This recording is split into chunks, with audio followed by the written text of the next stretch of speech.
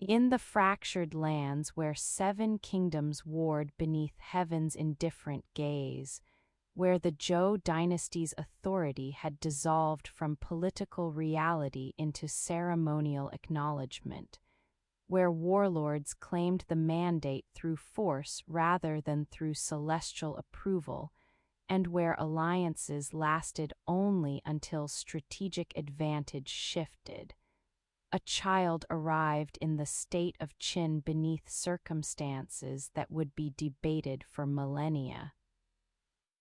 That would shadow him throughout his life, and that would raise questions about legitimacy that no amount of later power could fully silence. It is said that he was born in 259 BCE in the city of Handan, capital of the state of Zhao, where his father Zichu was held as hostage, the normal practice among warring states, each holding princes from others as insurance against attack, as living guarantees that truces would be honored at least temporarily, as pawns in the endless chess game of shifting alliances and betrayals that characterized the warring states period. The mystery of his birth would persist through all the chronicles, would be told and retold in ways that served different purposes, that reflected different judgments about his legitimacy and about whether heaven truly approved his rule or whether his empire was built on foundations of deception. The merchant Lu Buoi had encountered Zichu during travels to Handan, had recognized opportunity in this neglected prince who seemed unlikely ever to inherit the Qin throne, who was one among many sons and who was currently hostage in foreign state where his value was primarily as guarantee against Qin aggression. But Lu Buoi saw potential where others saw only risk, recognized that with proper investment this prince might become valuable asset, might be elevated to heir and eventually to king through careful manipulation of Qin's succession politics. Beneath the silence of the sources that preserve different versions of what happened next, we find the story that has become canonical even if its truth can never be verified. That Lu Buoi had beautiful concubine, that she was already pregnant by him or by another. The sources disagree that he gave her to Zichu as gift, knowing that the child she carried would be raised as Prince of Qin, that the future first emperor might therefore have been merchant's son rather than royal blood, that his entire claim to heaven's mandate might rest on deception so fundamental that acknowledging it would undermine the legitimacy of everything he would later achieve. The child was called Wang Zheng, taking the family name Wang that belonged to Qin's ruling house and the personal name Zheng that carried no particular significance, that marked him simply as another prince in state that had many princes, most of whom would die without achieving greatness, without leaving marks on history that would make their names remembered 22 centuries later. In chambers where oil lamps cast shadows that moved like uncertain futures against lacquered walls, where the scent of sandalwood mixed with distant sounds of armies preparing for campaigns that would never end until one state had conquered all the others, the boy learned what it meant to be born to power in age when power was the only truth that mattered, when kingdoms rose and fell with seasons. When the dream of unity seemed impossible because it had been impossible for 500 years, since the Zhou dynasty's effective authority had collapsed. Where memory fades into the question of what childhood in Handan was like for the young prince whose father was hostage, and whose mother carried secret about his paternity that could never be safely revealed, we can imagine education in caution and calculation, in understanding that survival required more than birth or talent but required also the ability to navigate complex web of loyalties and betrayals, to recognize who could be trusted and who must be watched. To maintain appearance of strength even when vulnerable, to never show weakness that enemies could exploit. It is said that when Zichu was finally ransomed and returned to Qin through Lu Buoy's machinations and bribes, and the strategic positioning that elevated obscure prince to heir, the young Zhang returned with him, entering the Qin court at age 9 or 10, encountering for first time the kingdom he would eventually rule, the administrative apparatus that was already more sophisticated and more ruthlessly efficient than anything the other states had developed. Qin was different from the Eastern kingdoms, where they valued cultural refinement and philosophical sophistication. Qin valued military prowess and administrative efficiency. Where they debated the relative merits of Confucian virtue and Taoist naturalness and Mohist universal love, Qin had adopted legalism, the philosophy that saw humans as fundamentally selfish creatures, who would behave well only if laws were clear and punishments were harsh,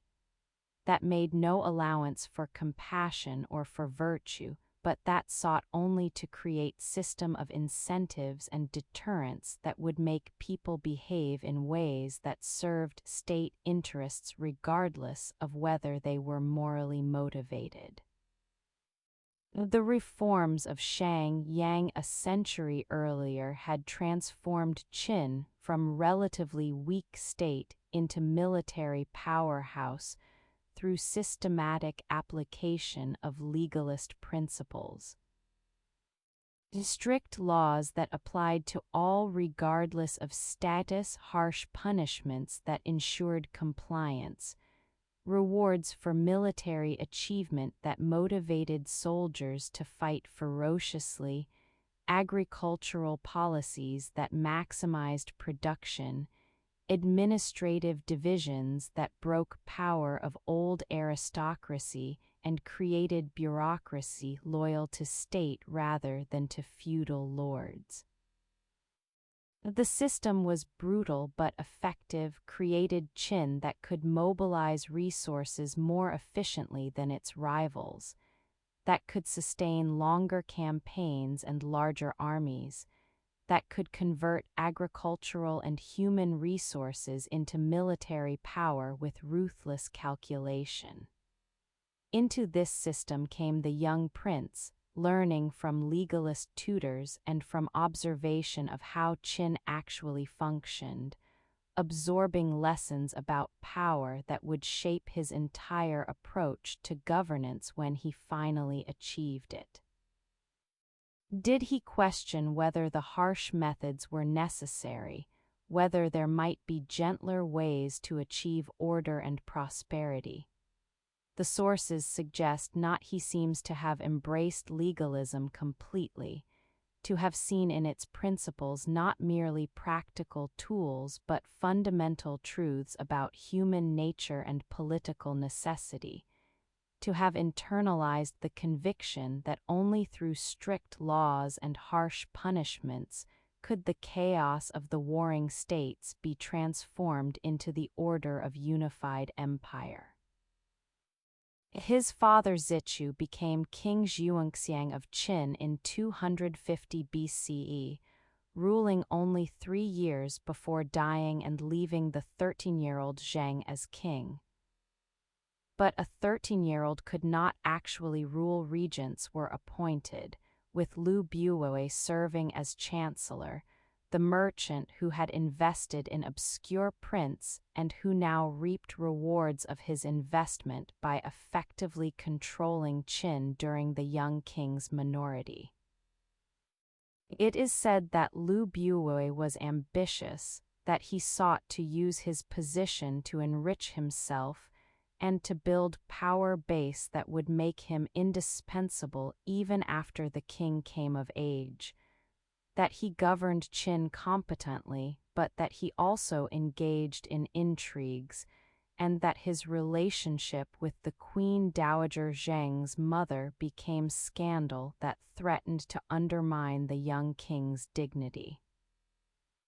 In 238 BCE, when Zheng was 21 or 22, he took actual control of the government, removed Lu Buwei from power, eventually forcing him to commit suicide or perhaps ordering his execution. The sources differ. Eliminated the rival who had been sleeping with his mother, consolidated authority that would brook no challenge from regents or ministers or anyone who might claim to speak for the king,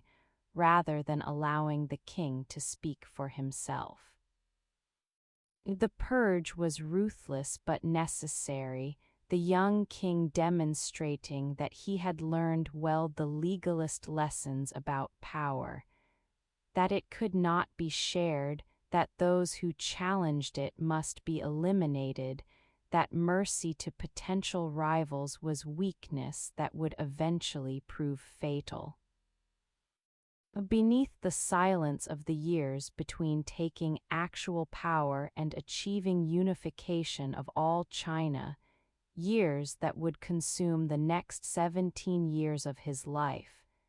and that would require conquering the 6 remaining major states through combination of military campaigns and diplomatic isolation and strategic alliances that turned potential allies of target states against them,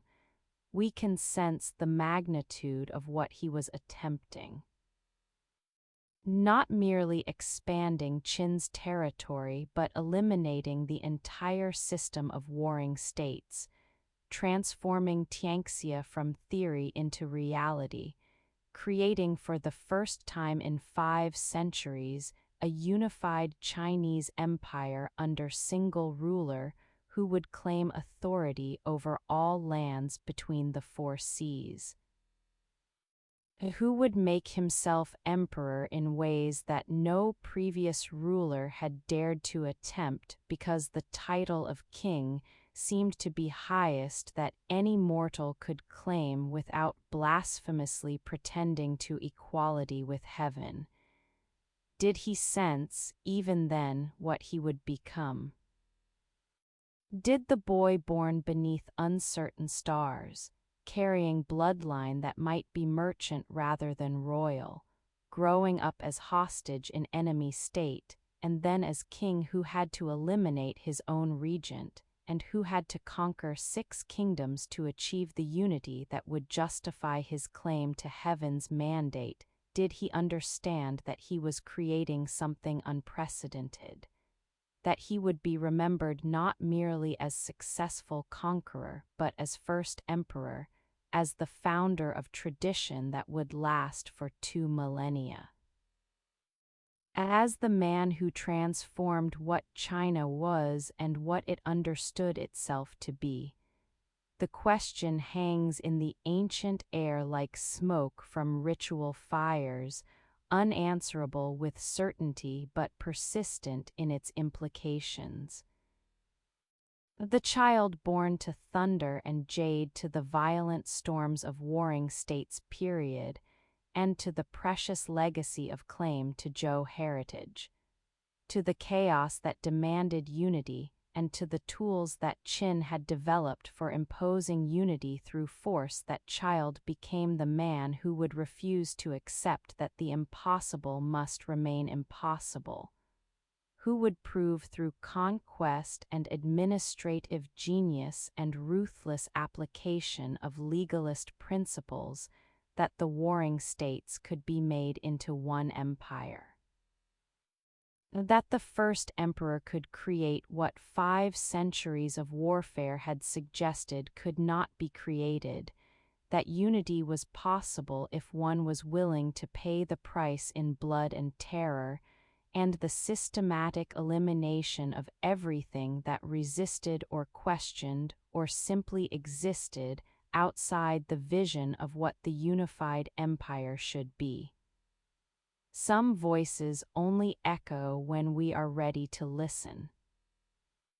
And the voice of the child born to uncertain parentage, who grew to be king and then to be emperor, who unified China and died seeking immortality, and whose dynasty collapsed within years of his death, that voice whispers still in the silence where questions about legitimacy and power persist, where the relationship between means and ends remains unresolved, where each generation must decide whether to celebrate the unifier or condemn the tyrant, whether to honor the achievements or mourn the costs. Whether the empire built on foundations of terror can be inherited without also inheriting the terror, whether the dust remembers both the glory and the suffering, whether we are ready to hear what the first emperor is still trying to tell us about power and unity, about what it costs to transform chaos into order, about whether greatness requires cruelty, or whether the cruelty simply demonstrates that the greatness was built on foundations that could not sustain it. That would collapse as soon as the strong emperor died and revealed that what he had built through force could not survive without the force that built it. Beneath the earth near Xi'an, where farmers digging a well in March of 1974 discovered pottery fragments that would lead to one of the greatest archaeological finds of the 20th century, where the terracotta shards in peasant hands would prove to be pieces of warriors that had stood guard for more than 2 millennia. An army waits in silence that is absolute. In darkness that has persisted since the day the underground chambers were sealed and the emperor's tomb complex was completed, and the workers who knew its secrets were either killed or sworn to secrecy that they took to their graves. It is said that 8,000 soldiers stand in formation across 3 main pits, each warrior life-sized, each face unique, each uniform detailed down to the laces on the armor and the treads on the soles of shoes, each positioned as if ready to march into battles that will never come, to defend an emperor who has been dead since 210 BCE, to serve purposes that transcend the practical and that enter realm of the sacred, the symbolic. The desperate human attempt to extend control beyond death into whatever lies beyond. The Terracotta Army, the name by which they have become known to the world, though this was not what their creators called them,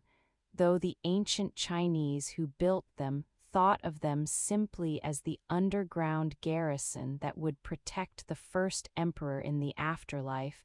just as living armies had protected him during his earthly reign. Whispers tell us that the warriors were created by workshops scattered throughout the empire, that craftsmen worked for decades to produce the vast numbers required, that each figure was assembled from parts, legs and torso and arms and head made separately and then joined,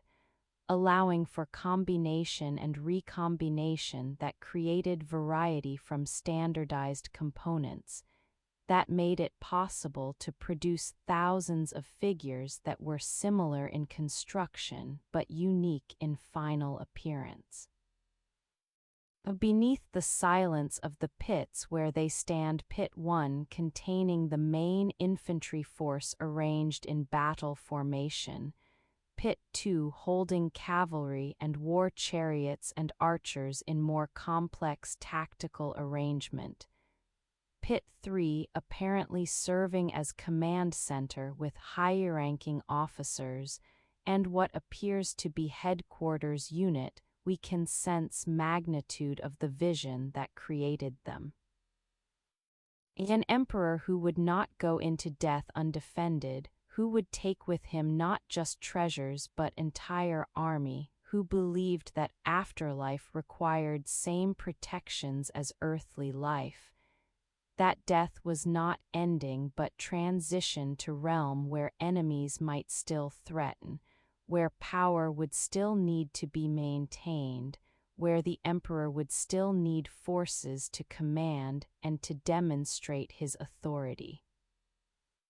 The warriors originally held real weapons, bronze swords and spears and crossbows,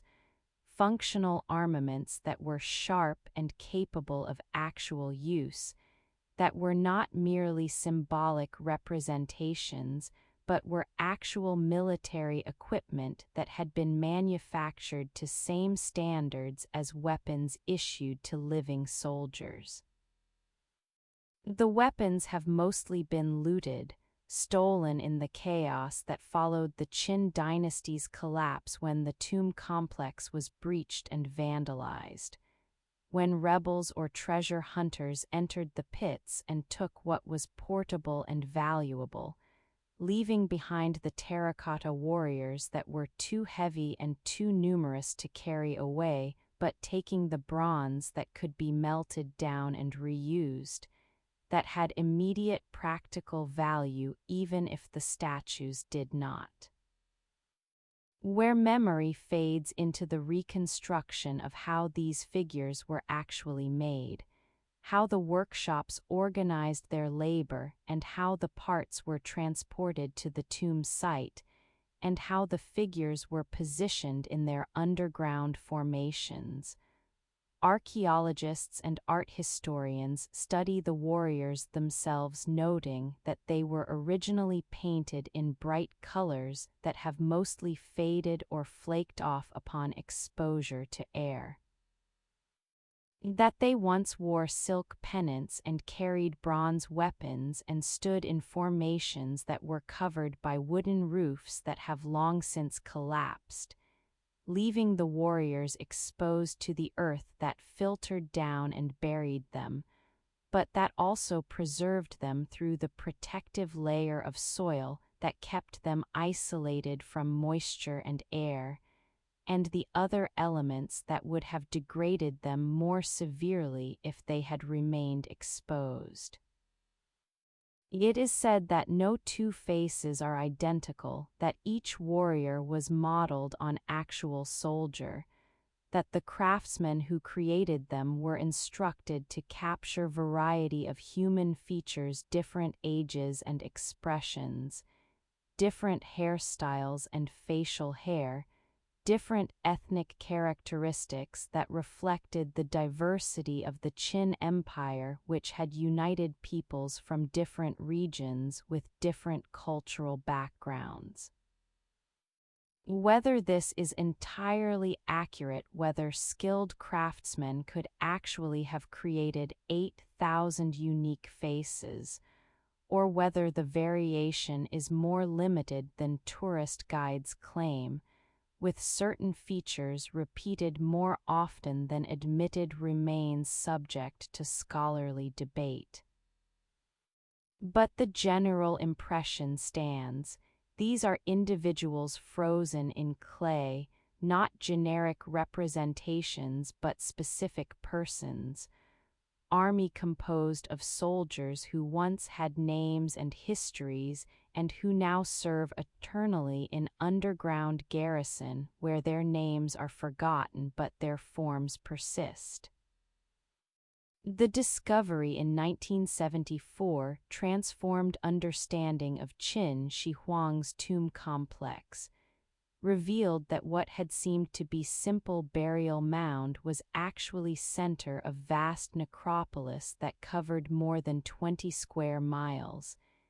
that included not just the warriors but also bronze chariots and terracotta acrobats and musicians,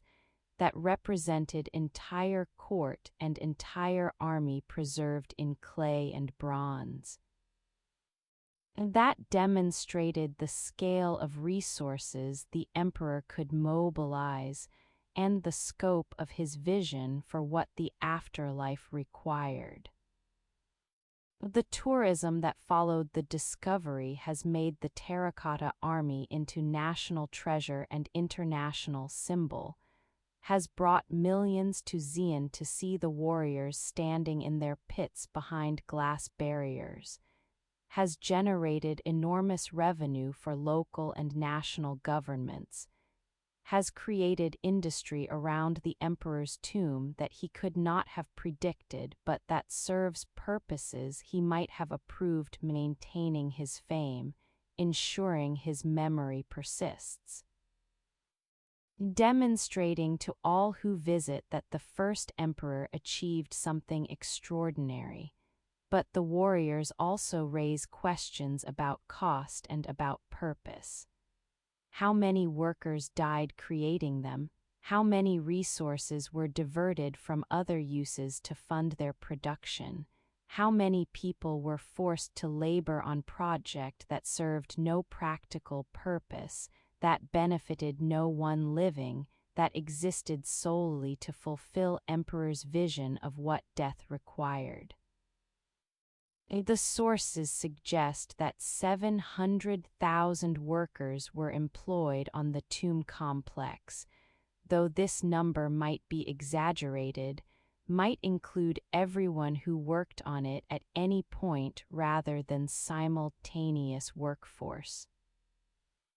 But even if we reduce the estimate substantially, we are still dealing with vast mobilization of labor for project that consumed resources and lives to create underground empire that only the dead would inhabit,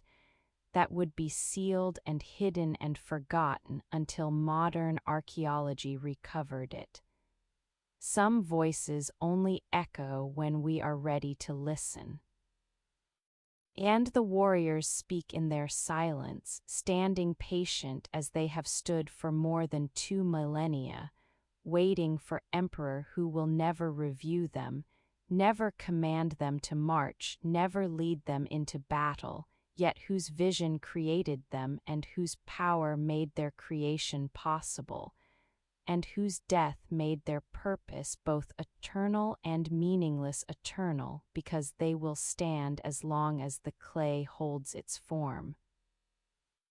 As long as the pits are preserved and the warriors are protected from elements and from time's patient erosion. Meaningless because the emperor they guard is beyond their protection, because the afterlife either does not exist or does not resemble the earthly life that the warriors were designed to extend into eternity, because the army of clay is army that will never fight, garrison that will never deploy, force that demonstrates power through its existence but that can never exercise that power, that remains frozen in moment of readiness that will last forever precisely because it will never transition into action. Though the underground army stands, the emperor sleeps,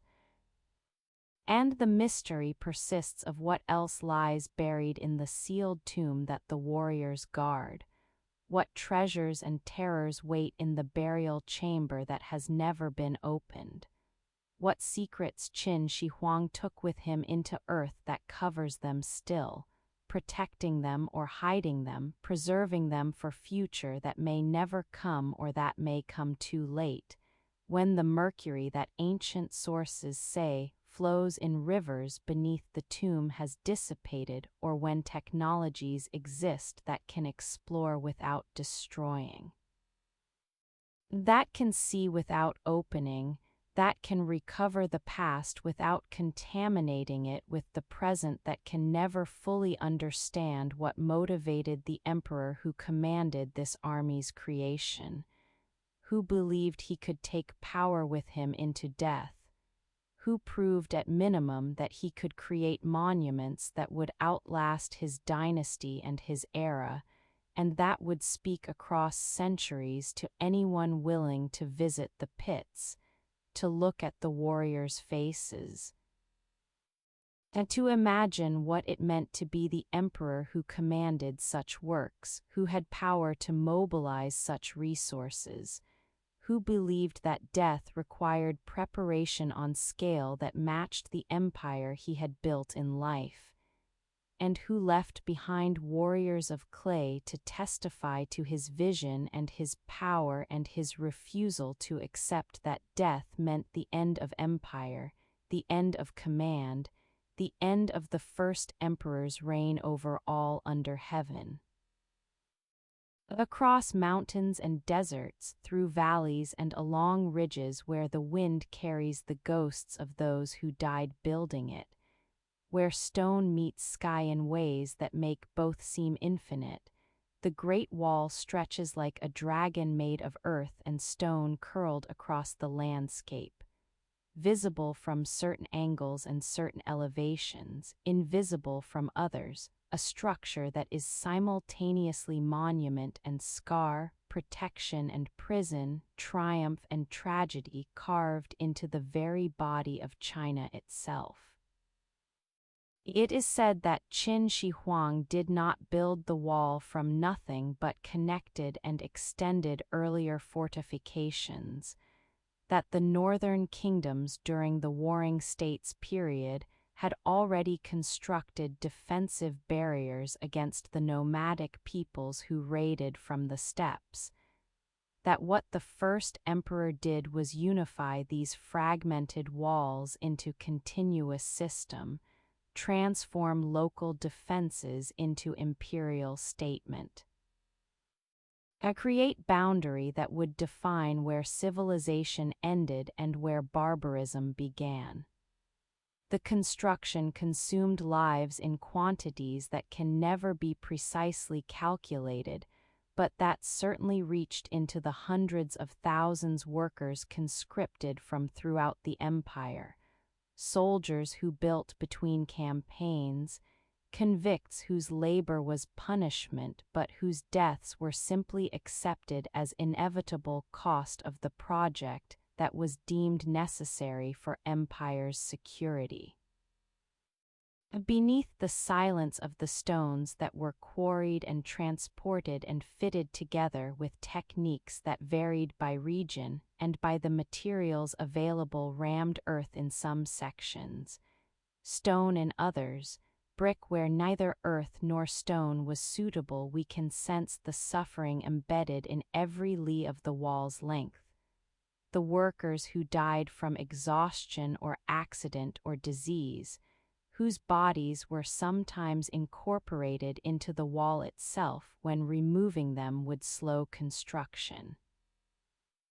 who became literally part of the structure they were building, whose bones rest still within the foundations that tourists walk upon without knowing that they tread on graves. The wall speaks of paranoia and vision simultaneously, of the emperor who feared invasion from the north, who sought to protect his unified realm from the Xiongnu and other nomadic confederations whose cavalry could strike deep into Chinese territory and retreat before Chinese armies could respond, whose mobility made them dangerous in ways that the settled kingdoms of the Warring States period had not been dangerous, whose very existence challenged the ordered world that Qin Shi Huang was trying to create. But the wall also speaks of the attempt to define what China was, to create physical boundary that would mark where the empire ended and where the uncivilized lands began, to transform the gradual transition from agricultural settlement to pastoral nomadism into sharp division, into line that could be defended and controlled, and that would prevent the mixing and the cultural exchange that had always characterized the frontier regions. Where memory fades into the mythology that has accumulated around the wall over 2 millennia that it can be seen from space it cannot, at least not with the naked eye, that it stretches for 10,000 li it does, approximately, depending on how you measure and which walls you include, that 1 million workers died building it possibly. Though the number is speculative, we find structure that is both more modest and more impressive than legend suggests. Modest because it could be breached and was breached repeatedly throughout Chinese history, because nomadic invaders found ways around or through it, because the wall's effectiveness as military defense was always limited by the simple fact that static fortifications cannot prevent determined attackers from finding weak points or undefended sections or moments when garrisons were undermanned or corrupt officials could be bribed to open gates.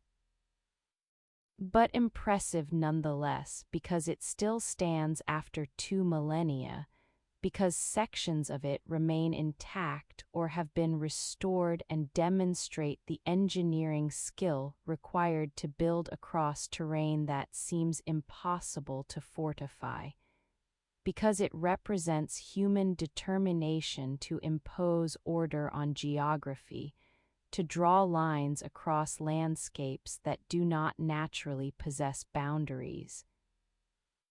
and to create through stone and earth and the lives of hundreds of thousands of workers a monument that testifies to imperial power and imperial ambition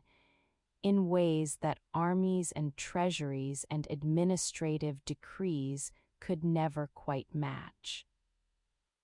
It is said that the wall was not Qin Shi Huang's only border fortification, that he also had roads built to allow rapid deployment of troops to threatened sections,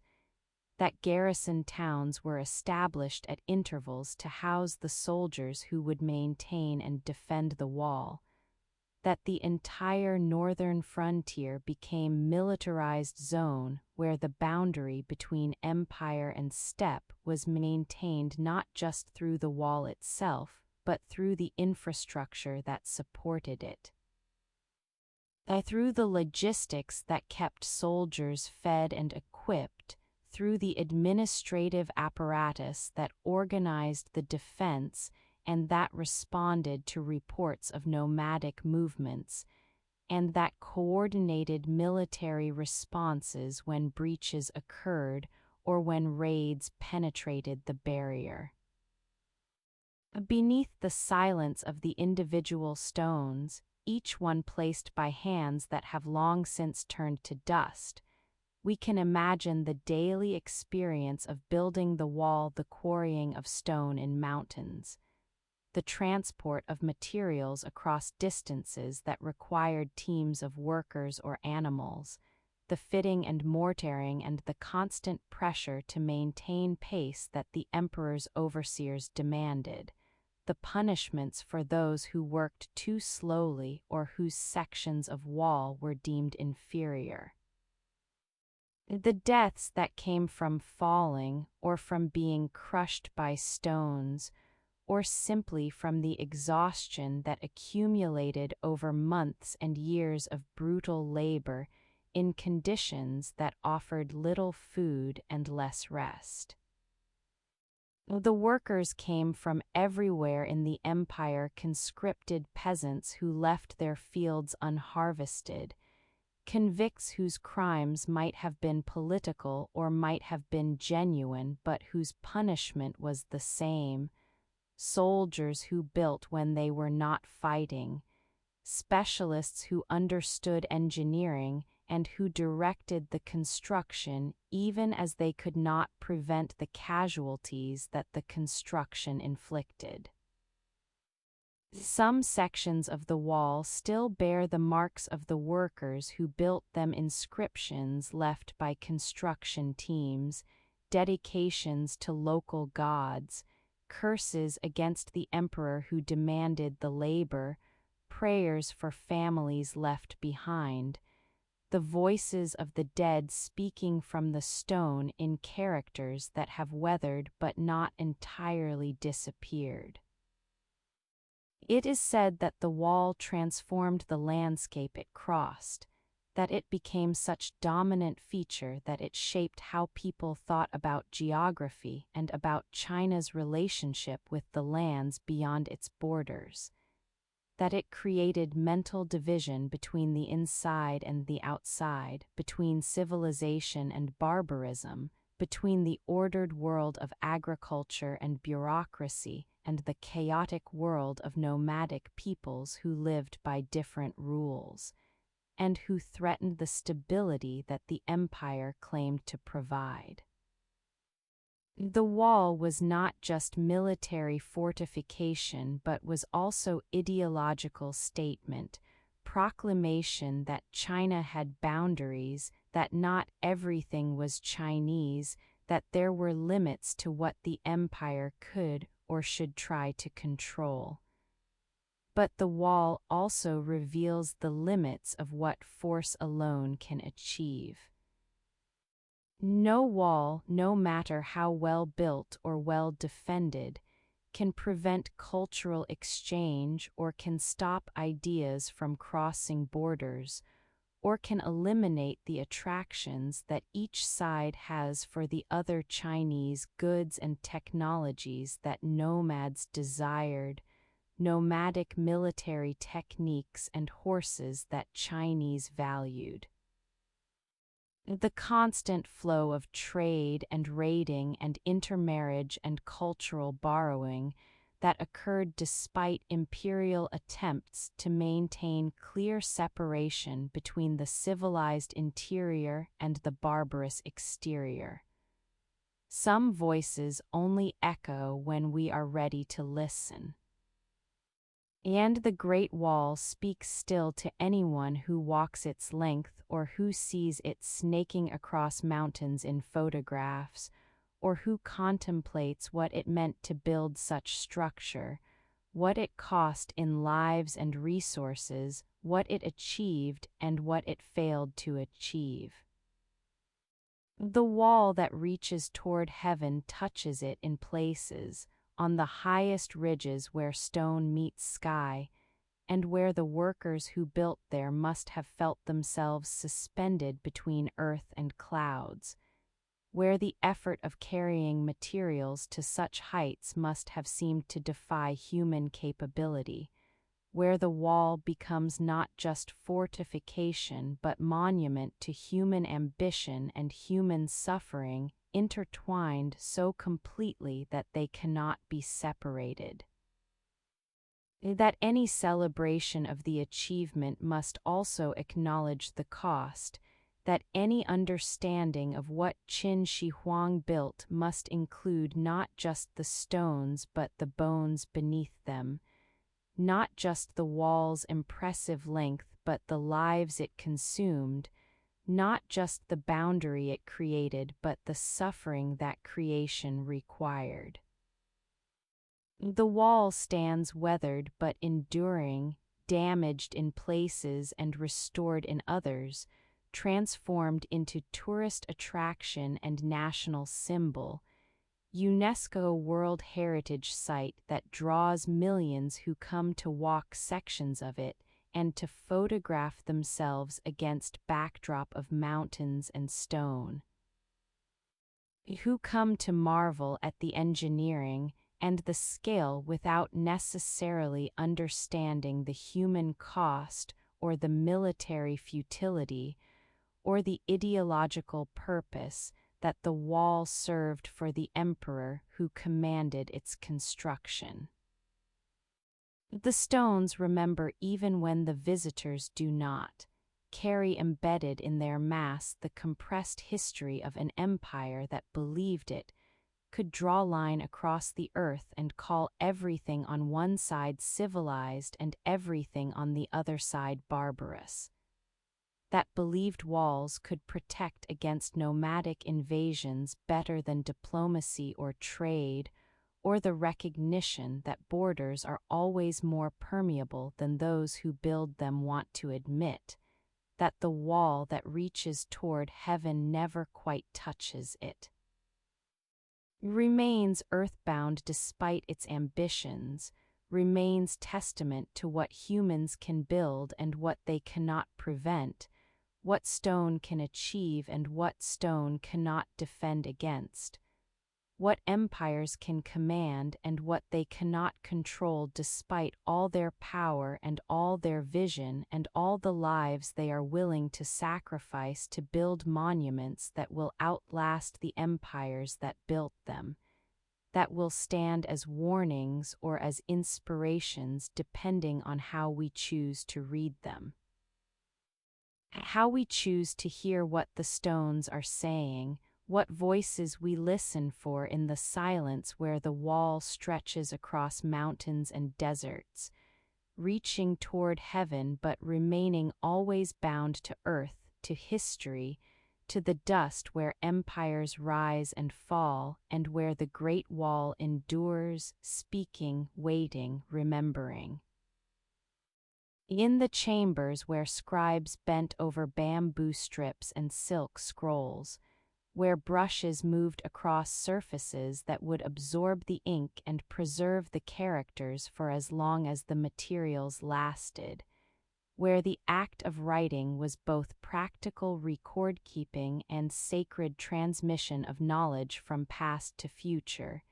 Qin Shi Huang imposed uniformity that would prove more lasting than his dynasty, more influential than his military conquests, more fundamental to what China would become than even the political unification that he achieved through force. It is said that before the Qin unified the warring states, the written scripts of the different kingdoms had diverged substantially during the centuries of political fragmentation, that the same spoken language or family of related dialects was written in forms that had evolved independently, that characters representing the same words took different shapes depending on whether you were in Qin or Chu or Yan or Zhao or Qi or Wei or Han. The divergence meant that texts written in one state might be difficult or impossible for scribes in another state to read, that the administrative communication required for unified empire could not function if different regions used incompatible writing systems, that the cultural and intellectual exchange that had characterized the earlier Zhou period, and that had continued even during the warring states' philosophers traveling between courts, texts being copied and circulated. Ideas spreading across political boundaries would be impeded if written language continued to fragment into mutually incomprehensible regional variations. Beneath the silence of the edict that ordered the standardization of the specific commands about which script should be adopted, and how the transition should be managed and what should happen to texts written in the old regional scripts, we can sense both the violence of cultural imposition and the practical utility of linguistic uniformity. The emperor commanded that the small seal script be adopted throughout the empire, a somewhat simplified and standardized version of the scripts that had been used in Qin and in some other states, regularized to create system where each character had definite form, where variations were eliminated, where anyone who learned the standard script could read texts from any region because all would be written in the same way. The scholars and scribes who had to learn the new forms, who had to abandon the scripts they had been trained in, who had to rewrite texts that existed in old scripts if those texts were to remain accessible, these were the agents of the transformation, willing or unwilling participants in the cultural revolution that Qin Shi Huang was imposing.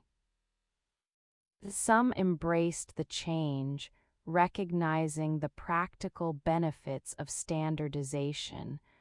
understanding that unified script would facilitate the administration and the cultural exchange that unity supposedly made possible.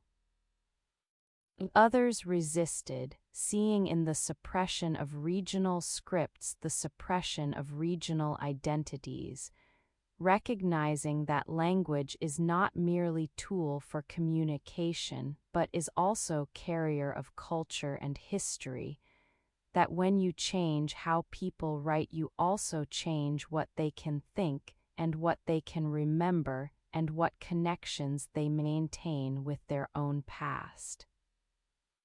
Where memory fades into the question of how complete the standardization actually was, how quickly the regional scripts disappeared, and whether they persisted in private use or in remote areas where imperial edicts were not rigorously enforced, we find that the transition was probably more gradual and more partial than Qin Shi Huang intended, but that the direction was clear, and that over time the standard script did become dominant, did replace the regional variations, did create the unified written language that would allow Chinese civilization to maintain cultural coherence across vast distances and diverse populations, that would allow texts written in one dynasty to be read by scholars in dynasties that came centuries later, that would create the continuity of written tradition that became one of Chinese civilization's defining characteristics.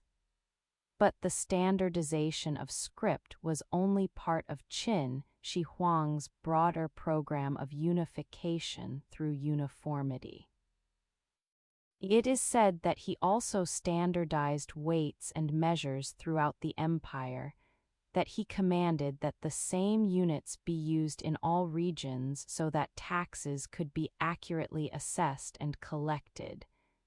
so that trade could function without constant conversion between regional systems, so that the administrative apparatus could operate with confidence that when a report mentioned certain quantity, it meant the same thing regardless of where the report originated. The currency was standardized round coins with square holes, made of bronze in regulated weights, replacing the diverse forms that different states had used, creating monetary system that facilitated trade and that demonstrated imperial authority through the coins themselves, through the characters stamped on them that proclaimed they were issued by the unified empire, that bore the emperor's authority and that carried his power into even the smallest transactions, into the markets and the tax payments and the everyday economic life of the empire. Even the axle widths of carts were regulated, standardized so that they would all fit in the ruts that formed on roads, so that a cart built in one region could travel throughout the empire without requiring modifications, so that the infrastructure of roads and the vehicles that used them would be compatible, would function as integrated system rather than as collection of regional variations that impeded rather than facilitated movement and trade. Beneath the silence of these apparently technical regulations, of the edicts about weights and coins and axle widths that seem far removed from the grand questions of political philosophy and military strategy, we can sense Qin Shi Huang's vision of what empire actually required. Not just conquest and not just administrative division, but the systematic elimination of the regional variations that made the former states still recognizable as distinct entities, the transformation of diversity into uniformity, the creation of systems that worked the same way everywhere and that thereby made it possible to govern the vast territories as single empire rather than as confederation of formerly independent kingdoms. The standardization was both liberating and oppressive liberating because it created the infrastructure for communication and trade and cultural exchange that transcended regional boundaries, because it made possible the circulation of ideas and goods and people in ways that regional diversity had impeded. Oppressive because it was imposed from above, because it did not ask whether local populations wanted to abandon their traditional scripts and weights and measures, because it treated regional variation as problem to be solved rather than as valuable diversity to be preserved, because it prioritized imperial administrative convenience over local cultural autonomy. Some voices only echo when we are ready to listen. And the scripts that unified tongues speak still, in the characters that modern Chinese write and read, in the connection between ancient texts and contemporary language that makes Chinese readers able to engage with texts written 2 millennia ago in ways that would be impossible if the scripts had continued to diverge, if each region had maintained its own writing system. If the standardization that Qin Shi Huang imposed had not created the foundation for the continuous written tradition that became one of Chinese civilization's most remarkable characteristics. The standardized script outlasted the Qin dynasty by more than 2,000 years, survived the fall of the first emperor and the chaos that followed and the establishment of the Han dynasty that maintained and refined the script rather than abandoning it, that recognized that whatever one thought of Qin Shi Huang's methods and his character and his tyranny, the unified script was achievement worth preserving, tool worth maintaining, foundation worth building upon. The characters evolved over centuries from small seal to clerical script to regular script that is still used today, but the fundamental principle remained. That Chinese would be written in unified way, that texts from one region would be readable in all regions, that the written language would create cultural continuity and coherence that would allow Chinese civilization to maintain identity across the vast territories and diverse populations that composed it. The dust of bamboo strips and silk scrolls has mostly disappeared, degraded by time and moisture, and the simple fact that organic materials do not last millennia the way stone and bronze do. But the characters remain, transmitted through continuous copying and printing, through the preservation of texts that were deemed valuable enough to warrant the effort of reproduction,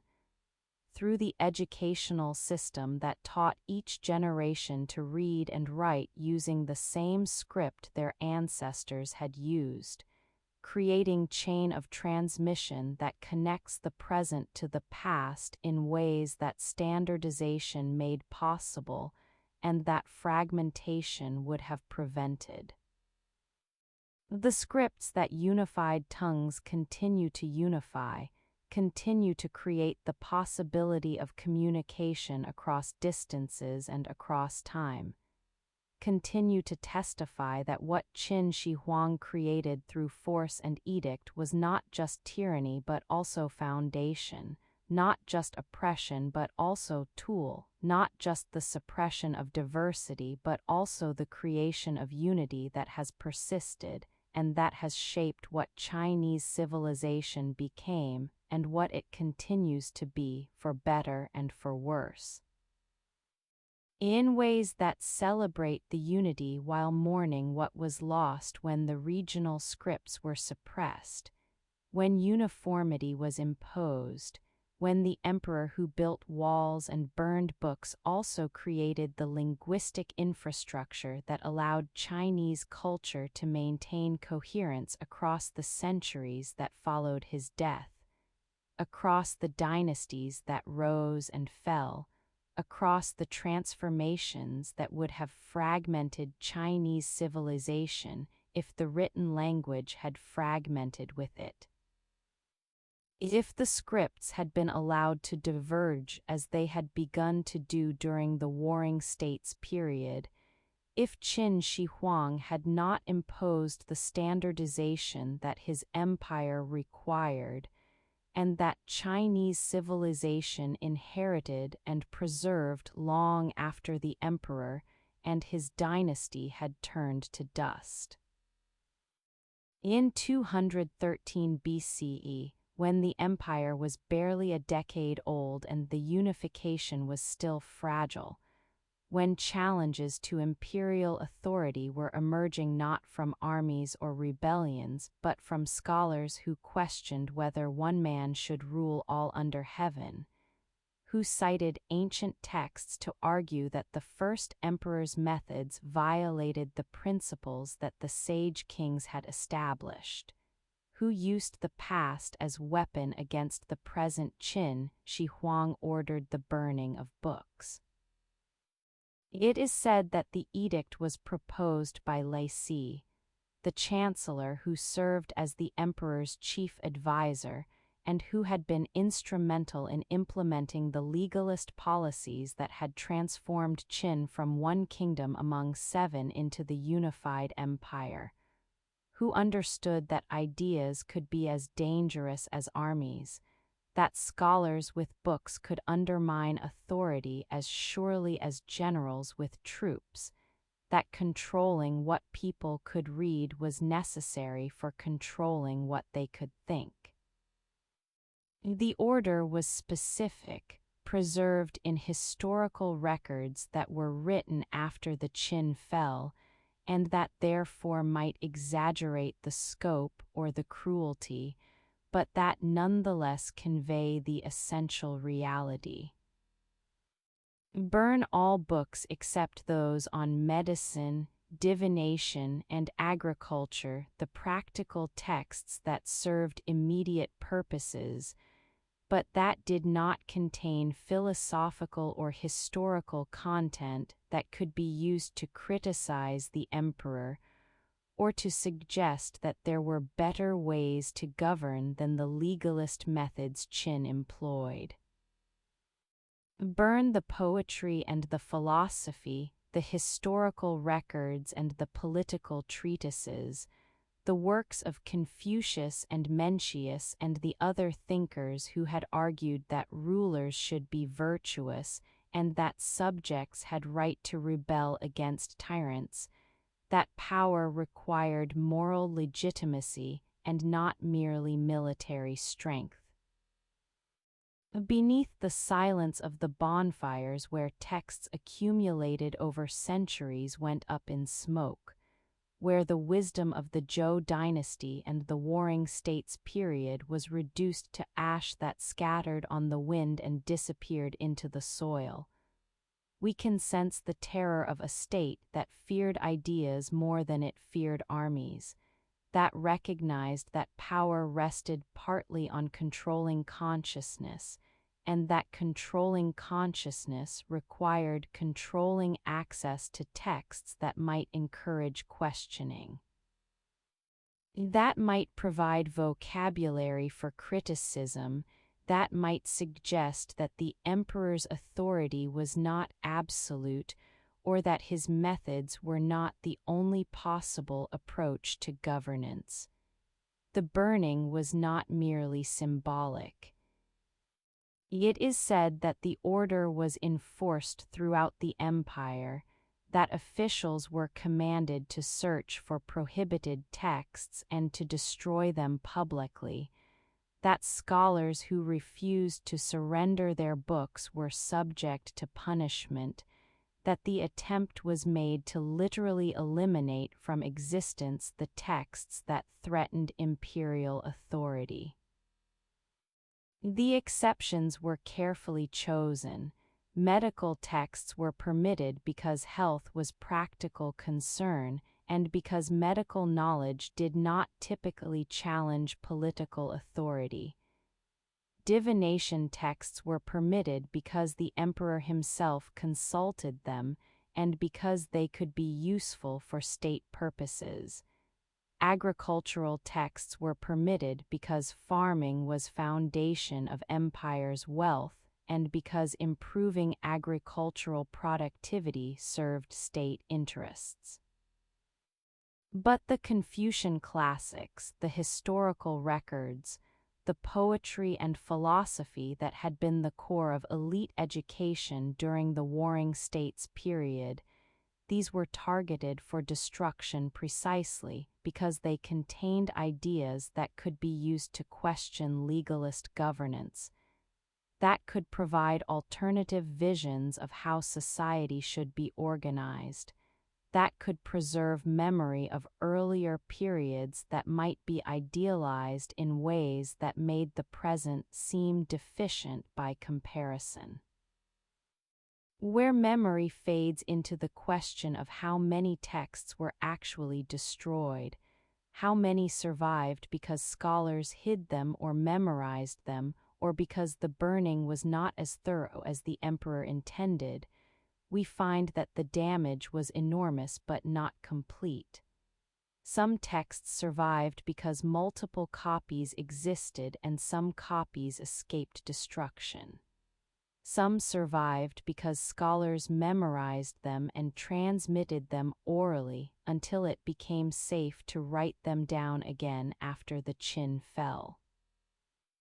Some survived because they were hidden in walls or buried and were recovered later. But many texts that had existed before the burning were lost permanently, exist now only in fragments or in references in later texts, represent gaps in our knowledge of ancient Chinese thought that can never be fully recovered. The year after the book burning, it is said, the emperor ordered even more severe measure: the execution of scholars who had criticized his policies or who had been caught with prohibited texts or who had fled rather than comply with the order to surrender their books. The number given in ancient sources is 460 scholars buried alive at the capital. The precise number might be symbolic rather than literal, might be exaggerated by historians who wrote under the Han and who had reasons to depict the Qin as tyrannical, but the core reality seems clear. That scholars were executed as warning, that the emperor was willing to kill the educated elite if they resisted his authority, that the burning of books was followed by the killing of scholars in escalation of violence against intellectual dissent that has few parallels in history. Beneath the silence of the pits where the scholars were supposedly buried, of the executions that were carried out as public spectacle meant to terrorize anyone who might consider defying the emperor's commands, we can sense the absolute determination to eliminate not just the texts but the people who could remember them, who could reconstitute them, who embodied the traditions that the emperor wanted to erase. The violence against scholars became symbol of Qin tyranny, was remembered and condemned by later dynasties, was used as evidence that legalism carried to its extreme produced not enlightened governance but monstrous oppression, that the attempt to unify through force alone without regard for moral legitimacy or cultural tradition created regime that could not sustain itself, that would collapse as soon as the strong emperor died. It is said that the burning of books and burying of scholars became proverbial, shorthand for cultural destruction and intellectual oppression, warning that power without learning was dangerous, that emperors who feared ideas would ultimately fail because you cannot govern complex civilization through force alone, because the legitimacy that comes from cultural achievement and moral authority matters as much as the power that comes from military strength and administrative efficiency. Where memory fades into the question of what exactly was lost, which specific texts, which particular wisdom, which unique perspectives that existed before the burning and that have not survived, we find one of history's great acts of cultural vandalism, deliberate attempt to erase the past so that the present could claim to have no precedent, so that Qin Shi Huang could be not merely first emperor of unified China but first ruler period, with no previous dynasties to be compared against. No ancient sages whose wisdom might be invoked to challenge his decrees, no historical memory that could serve as alternative to the official ideology that legalism promoted. But the attempt failed ultimately. The books that burned were reconstituted from memory and from hidden copies, were rewritten and studied and transmitted by scholars who came after the Qin fell, who saw in the preservation of ancient texts an act of cultural restoration, who understood that what had been burned needed to be remembered and recovered not just for its own sake, but as resistance to the tyranny that had tried to destroy it. The Confucian classics were reconstructed, became foundation of Han Dynasty ideology and of the examination system that would select officials for 2 millennia. The historical records were rewritten, incorporating what could be recovered of earlier texts and adding new interpretations that condemned the Qin while acknowledging its achievements. Some voices only echo when we are ready to listen. And the books that burned like stars, briefly illuminating the night sky with their destruction, before fading to ash and darkness, speak still in the reconstructed texts, and in the gaps where texts once existed but can never be fully recovered, in the memory of cultural destruction that serves as warning about what happens when power fears knowledge, when emperors try to control not just actions but thoughts. When the present attempts to sever connection with the past by destroying the texts that transmit memory and wisdom across generations. The fire consumed the bamboo strips and the silk scrolls, reduced the characters to ash and the ideas to silence that lasted only until the Qin fell and the reconstruction began. But the memory of the burning persists, testifies to what Qin Shi Huang feared and what he was willing to do to eliminate that fear, demonstrates that unity achieved through cultural destruction is fragile unity, that empires built on suppression of intellectual tradition cannot sustain themselves because civilization requires more than administration and armies, requires the cultural resources that give people reasons to identify with the empire, that create loyalty that goes beyond fear of punishment, that generate legitimacy that allows governance to function through something other than constant coercion. The books that burned like stars left scars in Chinese cultural memory, created gaps in the historical record that scholars have tried for 2 millennia to fill, demonstrated that what Qin Shi Huang destroyed was not just texts but the confidence that the past could be preserved, that knowledge could be transmitted, that the emperor's power had limits, and that those limits were enforced not by military force but by cultural resistance. By the scholars who hid books and memorized texts and waited for the day when it would be safe to speak again, to write again, to preserve and transmit what the fire had tried to erase but what memory and determination and the patient work of reconstruction would eventually recover. Imperfectly but sufficiently to ensure that the books that burned would shine again, that the stars that were extinguished would be rekindled. That the wisdom the emperor feared would outlast his dynasty and would continue to shape Chinese civilization long after the dust of the Qin had scattered to the 4 winds and been forgotten by everyone except the historians who record both the achievements and the crimes, both the unification and the terror, both what was built and what was destroyed,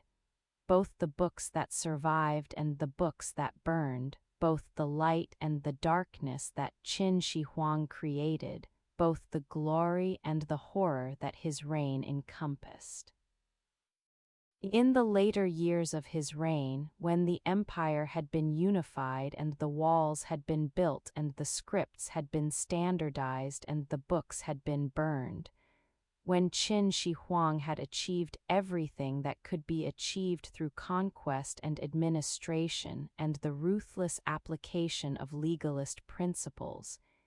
he became obsessed with the one thing his power could not command, the one enemy his armies could not defeat, the one boundary his empire could not cross: death itself. It is said that he sent expeditions to find the legendary Pinglai, the island of the immortals that was supposed to exist somewhere in the eastern seas, where those who had achieved immortality dwelt in eternal youth and beauty, where the elixir of life could be obtained, where the secrets of conquering death were known and might be learned by those pure enough or powerful enough or fortunate enough to find the island and to be welcomed by its inhabitants. Su Fu, the court alchemist and advisor, was given enormous resources for these expeditions, ships and crews. Thousands of young men and women who were supposedly required to accompany him as offerings to the immortals, or as colonists who would establish outpost on the island once it was found. Supplies and treasures that would demonstrate the first emperor's power and wealth to whoever they encountered. The expeditions sailed into the eastern seas multiple times, searching for the island that ancient legends described but that no one could reliably locate, that might be real place shrouded in mists and protected by supernatural forces, or that might be pure myth, metaphor for enlightenment or spiritual achievement rather than actual geographic location. Beneath the silence of these voyages, Su Fu never returned, leading to speculation that he had discovered the island and chosen to remain there, or that he had fled with the emperor's resources and established himself elsewhere, or that he had simply died at sea along with his thousands of companions, that the ships had been lost to storms or to the ordinary hazards of ocean navigation. We can sense the desperation of a man who had conquered everything conquerable but who could not conquer mortality. Who had unified the warring states but who could not unify the mortal and the immortal, who had achieved what no ruler before him had achieved but who faced the same fate as the poorest peasant in his empire. The search for immortality took other forms beyond the maritime expeditions.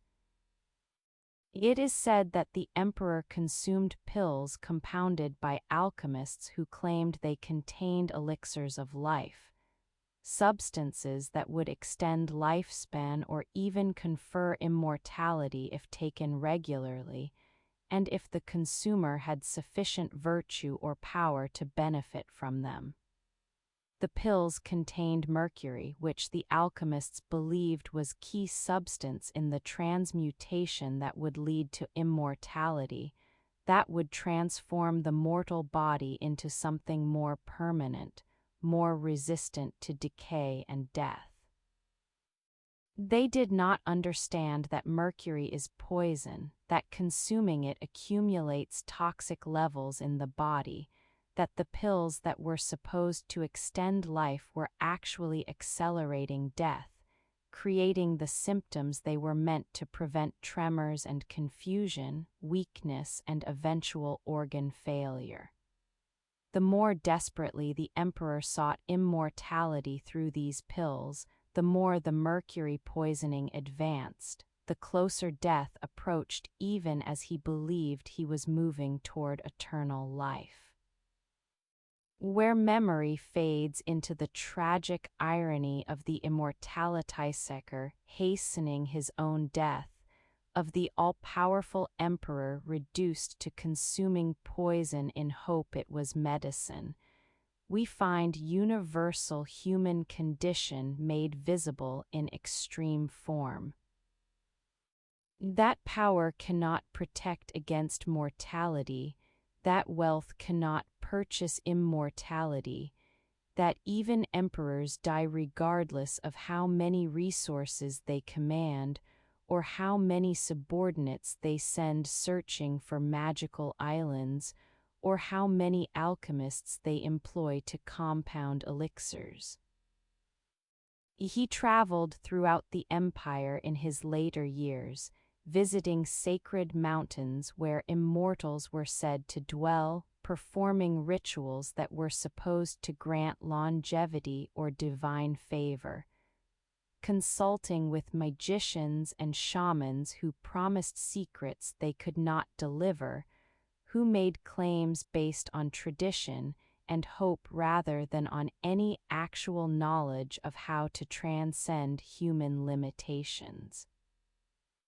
The journeys were exhausting, involved moving the entire imperial court across vast distances,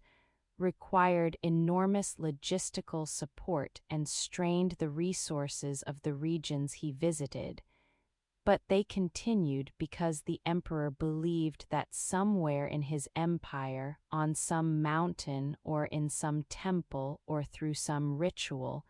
the secret of immortality could be found. It is said that he became increasingly paranoid during these later years, that he feared assassins and rebels and anyone who might wish him harm,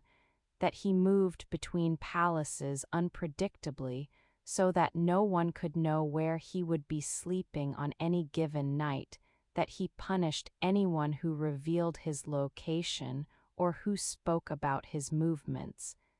that the obsession with immortality was paralleled by obsession with security. As if living longer required not just magical intervention, but constant vigilance against the threats that surrounded him. Beneath the silence of the psychology that drove this behavior, of the internal experience of the man who had unified China and who now could not accept that his achievements would end with his death, that his empire would continue without him, that he would become memory and then eventually be forgotten despite everything he had built, we can sense the refusal to accept limits, the conviction that someone who had achieved the impossible, unified the warring states, should be able to achieve the other impossible. Should be able to transcend mortality, should be able to live forever and rule forever and never have to relinquish the power he had worked so hard to acquire. The search consumed his final years, distracted him from governance, led him to trust charlatans and alchemists who had no real knowledge but who told him what he wanted to hear,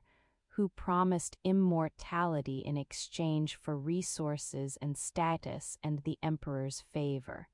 The expeditions sailed and did not return. The pills were consumed and made him sicker. The rituals were performed and nothing changed except that he grew older and weaker and closer to the death he denied could touch him. Some voices only echo when we are ready to listen. And the emperor who sought the deathless isle speaks still through his failure. Through the testimony his death provides that power has limits, that human ingenuity cannot overcome human mortality, that the first emperor who unified China would also die like every emperor who came before and every emperor who came after, that the search for immortality was doomed from the beginning not because he lacked resources or determination, but because immortality is not achievable. Because death is the fundamental constraint of human existence, and no amount of power or wealth or desperate searching can change this basic fact. He died in 210 BCE while traveling in eastern China, far from the capital, surrounded by officials who immediately moved to control the succession, and who kept his death secret as long as possible, who transported his body back to the capital in carriage that continued to be supplied with food as if he were still alive. That was followed by cart carrying rotting fish to disguise the smell of the decomposing corpse. That maintained the fiction of the living emperor for weeks until the power struggle could be resolved and the new emperor could be proclaimed. The man who sought immortality achieved instead the common fate, joined the ancestors he had tried to transcend, became corpse that had to be hidden and transported and eventually buried in the tomb that had been under construction for decades. That was designed to house him in death with all the grandeur he had enjoyed in life, that represented his vision of what the afterlife required, even though he had spent his final years trying to avoid the afterlife altogether, trying to remain in this world forever. Trying to refuse the transition that death represents. The Deathless Isle was never found, or if it was found, its secret was never shared, or if the secret was shared, it did not work because the emperor died anyway and the immortality he sought remained as elusive at the end as it had been at the beginning,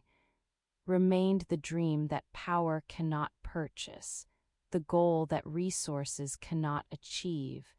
the fantasy that reality does not accommodate no matter how desperately we wish it would, no matter how much we are willing to pay. No matter how many ships we send searching, or how many pills we consume, or how many rituals we perform, or how many mountains we climb seeking the immortals who dwell there or who do not dwell there, who might be real or might be metaphor, who might offer immortality or who might offer only the wisdom that accepting mortality is part of being human,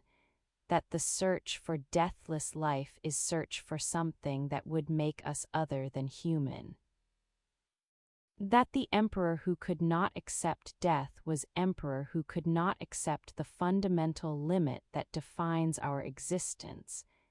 and that gives meaning to our achievements precisely because they are temporary, precisely because we will die and our empires will fall and the dust will cover everything we built.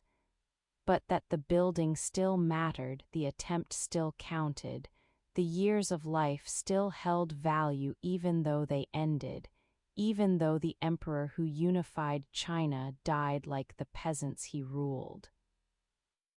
Even though the tomb that was supposed to house him for eternity became in the end just tomb, just stone covering bones, just memorial to the man who tried to escape the common fate and who failed as everyone who has tried has failed.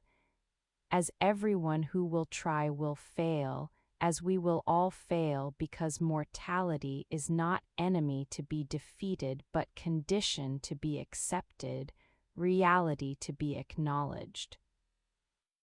Truth to be incorporated into how we understand ourselves and our achievements and what it means to live well in the time we have rather than to waste that time searching for time that does not exist.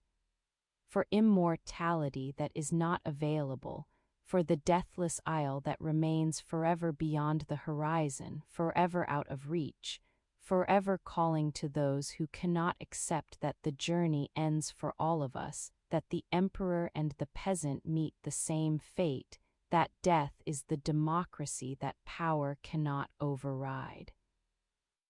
The equality that empire cannot prevent, the silence that waits for all voices, even the voice of the first emperor who unified China and who died seeking what he could not find,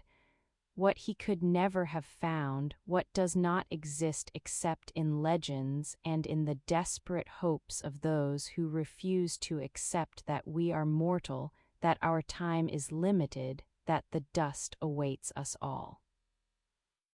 Across the unified empire, radiating from the capital at Xianyang like spokes from a wheel's hub, like arteries carrying blood from the heart to the extremities, the roads were built to carry armies and officials and taxes and information, to bind the vast territories together through infrastructure that made distance less of an obstacle. That transformed the scattered kingdoms into connected empire where the emperor's commands could reach the farthest provinces, and where news from the periphery could travel back to the center. It is said that Qin Shi Huang ordered the construction of a road network that would allow rapid communication throughout the realm, that would enable troops to be deployed wherever rebellion threatened before that rebellion could mature into serious challenge, that would facilitate the movement of goods and people in ways that would create economic integration to match the political unification. That would make the empire feel like single entity rather than like collection of conquered territories held together only by force. The roads were engineering marvels for their time, built straight where possible, following direct routes that minimized distance even when that required cutting through hills or building across valleys. bridging rivers with stone or wood, surfaced with rammed earth or paving stones that would shed rainwater and resist the erosion that would otherwise make them impassable during wet seasons, wide enough for multiple carts to pass simultaneously. Designed to accommodate the standardized axle widths that the emperor had mandated, so that any vehicle could travel any road without requiring modifications. Beneath the silence of the construction sites where workers labored to build these arteries of empire, where the surveying and the excavation and the construction consumed years and resources and lives, we can sense the same brutal efficiency that characterized all of Qin Shi Huang's major projects. A conscript labor drawn from throughout the empire, high casualty rates that were accepted as necessary cost of achieving results quickly, completion prioritized over humane treatment of workers, the roads built through methods that consumed lives but that created infrastructure that would serve the empire's purposes and that would outlast the dynasty that built them.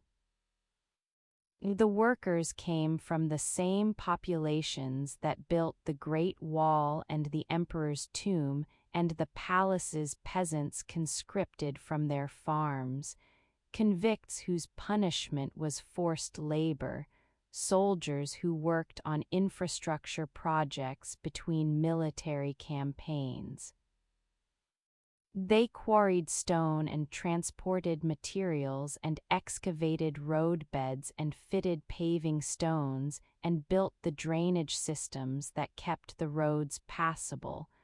working under overseers who enforced quotas and who punished those who failed to maintain pace,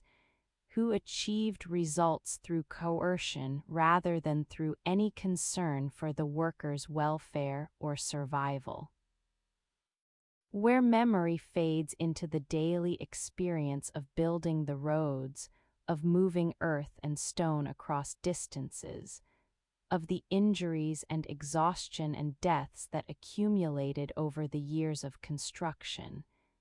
we find the human cost embedded in the infrastructure that tourists now drive across without necessarily knowing that they are traveling routes that were established more than 2 millennia ago, that the highways that connect modern Chinese cities often follow the same paths that the Qin roads established. That the engineering decisions made by ancient surveyors continue to shape how people move through the landscape. The roads served military purposes, primarily allowing the emperor's forces to respond to threats before they could mature into serious rebellions, enabling the rapid deployment of troops from one region to another, facilitating the logistics that kept armies supplied during campaigns, creating infrastructure that projected imperial power from center to periphery in ways that made the vast distances of China less of obstacle to centralized control. The ability to move armies quickly meant that rebellions could be crushed before they spread, that governors who might consider declaring independence would face imperial forces before they could build up their own military capacity, that the threat of rapid military response served as deterrent even when actual deployment was not necessary. But the roads also served economic and cultural purposes that went beyond the emperor's immediate strategic calculations. It is said that merchants used them to transport goods between regions that had previously traded little with each other, that the infrastructure created by the state for military purposes became available for commercial use, that the economic integration of the empire was facilitated by the roads, even though economic integration was not their primary purpose. The officials traveled them to take up posts in distant provinces, carrying with them the standardized laws and administrative procedures that were supposed to apply throughout the empire, creating the possibility of uniform governance across territories that had previously been governed according to local traditions and customs. The roads became channels through which imperial culture flowed, standardizing not just weights and scripts but customs and practices, creating the possibility that people separated by hundreds of miles might nonetheless share something recognizable as common Chinese civilization, might be exposed to similar ideas and goods and administrative systems. Might begin to think of themselves as part of single empire rather than as members of conquered kingdoms that happened to be ruled by same emperor, but that otherwise maintained distinct identities. Beneath the silence of the roads as they exist today, some sections still visible as ancient pathways, others incorporated into modern highways, still others lost beneath development or returned to the landscape that has reclaimed them. We can sense the infrastructure that outlasted the dynasty that built it, that served purposes the emperor never intended. That demonstrates how empires create conditions that continue to shape societies long after the empires themselves have fallen and been replaced by new political orders with different ideologies and different priorities. The roads required maintenance, needed constant repair to keep them passable, required the same kind of ongoing labor and resource investment that their original construction had required. When the Qin fell and the Han took power, the roads remained and were maintained because they were too useful to abandon, because the infrastructure that had been created for Qin purposes could be adapted to Han purposes, because the roads transcended the particular dynasty that built them and became permanent features of the landscape, permanent components of how China organized itself and how it understood its own geography. It is said that the roads had stations at regular intervals, rest houses where travelers could find shelter, where official messengers could change horses, where the infrastructure of imperial communication was maintained through networks of people and animals and buildings that supported the movement of information and officials and goods. The stations required staffing and supplies, created employment and economic activity, transformed the routes into more than just paths but into corridors of activity, into spaces where imperial presence was visible and constant, where the abstraction of empire became concrete through the buildings and the people who made the roads function. Some voices only echo when we are ready to listen. And the roads that ran like veins speak still to anyone who travels them or who contemplates what they meant for the empire that built them, and for the society that inherited them, how they transformed space and distance, how they made possible the governance and the economic integration and the cultural exchange that unified empire required, how they consumed lives in their construction but created value that outlasted those lives, how they testify to what infrastructure achieves and what it costs. how they demonstrate that empires are built not just through conquest, but through the patient work of creating the systems that allow conquest to be converted into lasting control, that allow military victory to be transformed into administrative reality, that allow the unified empire to function as something more than just territories held by force, to become instead integrated system where the parts connect to the whole through roads and through the movement those roads enable. The veins that carried the empire's lifeblood, armies and officials and taxes and information, continue to serve purposes their builders did not envision,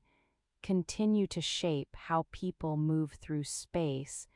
continue to demonstrate that infrastructure has its own logic and its own persistence, that what is built to serve one purpose can be adapted to serve others. That the roads that Qin Shi Huang commanded to project his power became roads that connected communities and facilitated trade and carried travelers who had no thought for the emperor who made the roads possible, who simply used the infrastructure without necessarily understanding or caring about its origins, about the workers who died building it, about the purposes it was meant to serve, about the empire that has fallen while the roads remain, weathered but functional, ancient but still used. A testament to what endures when empires fall, not the dynasties or the emperors but the infrastructure they created, the roads they built, the connections they made possible, the systems that outlasted their creators and that continue to serve, continue to connect, continue to run like veins through the landscape, carrying the lifeblood of commerce and communication and movement, bearing the traffic of ages that the first emperor could not have imagined, but that his roads made possible nonetheless.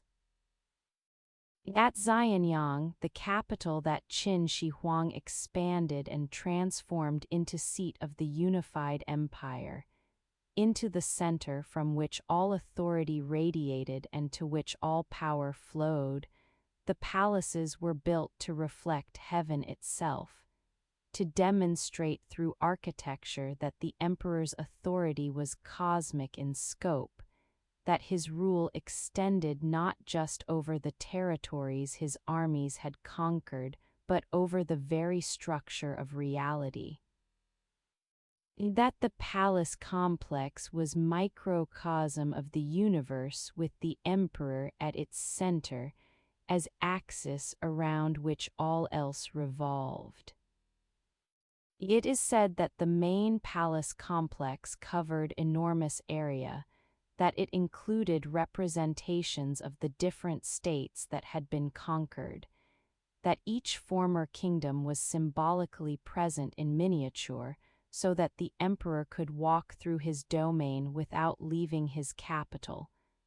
could survey his empire through architectural representation that transformed geographic reality into symbolic space that could be traversed in hours rather than in months.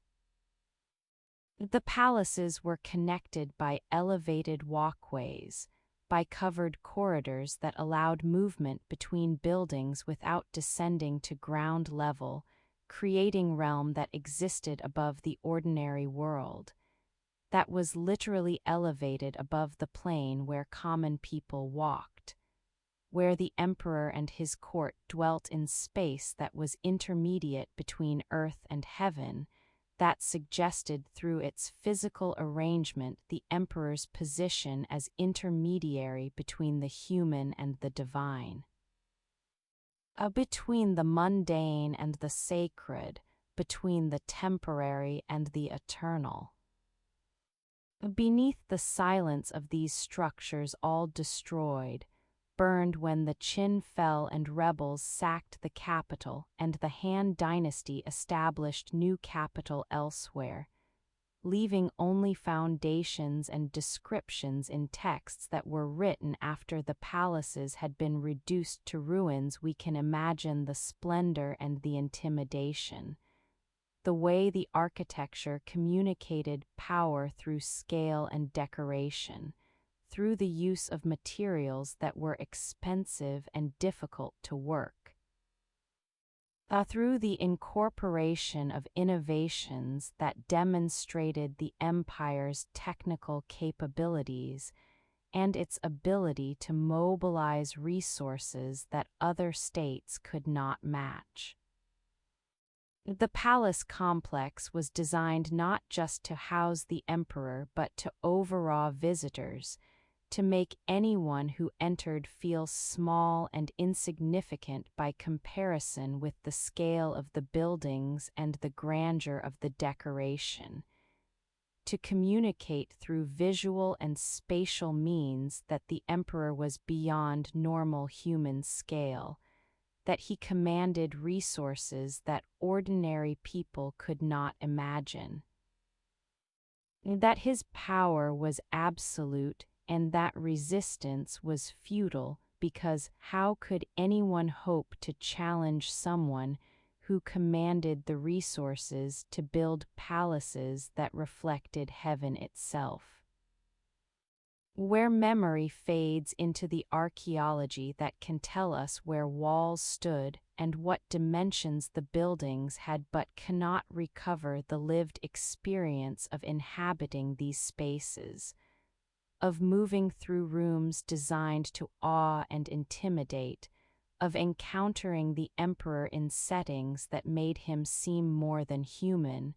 we find the deliberate use of architecture as tool of power,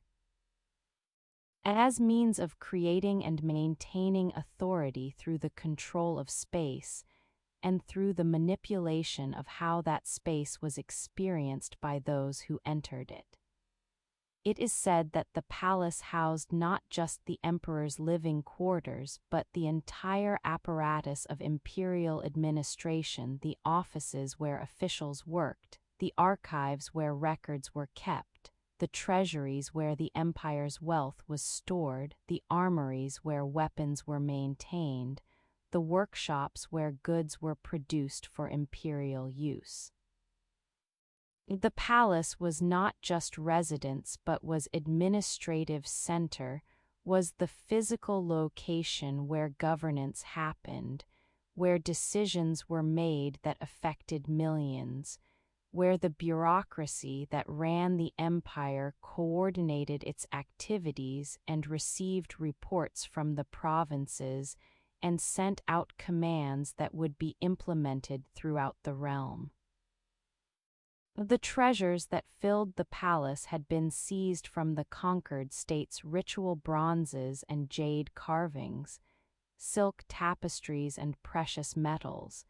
the accumulated wealth of the 6 kingdoms that had been defeated and that had seen their treasuries emptied and their valuables transported to Xianyang to demonstrate the completeness of Qin's victory,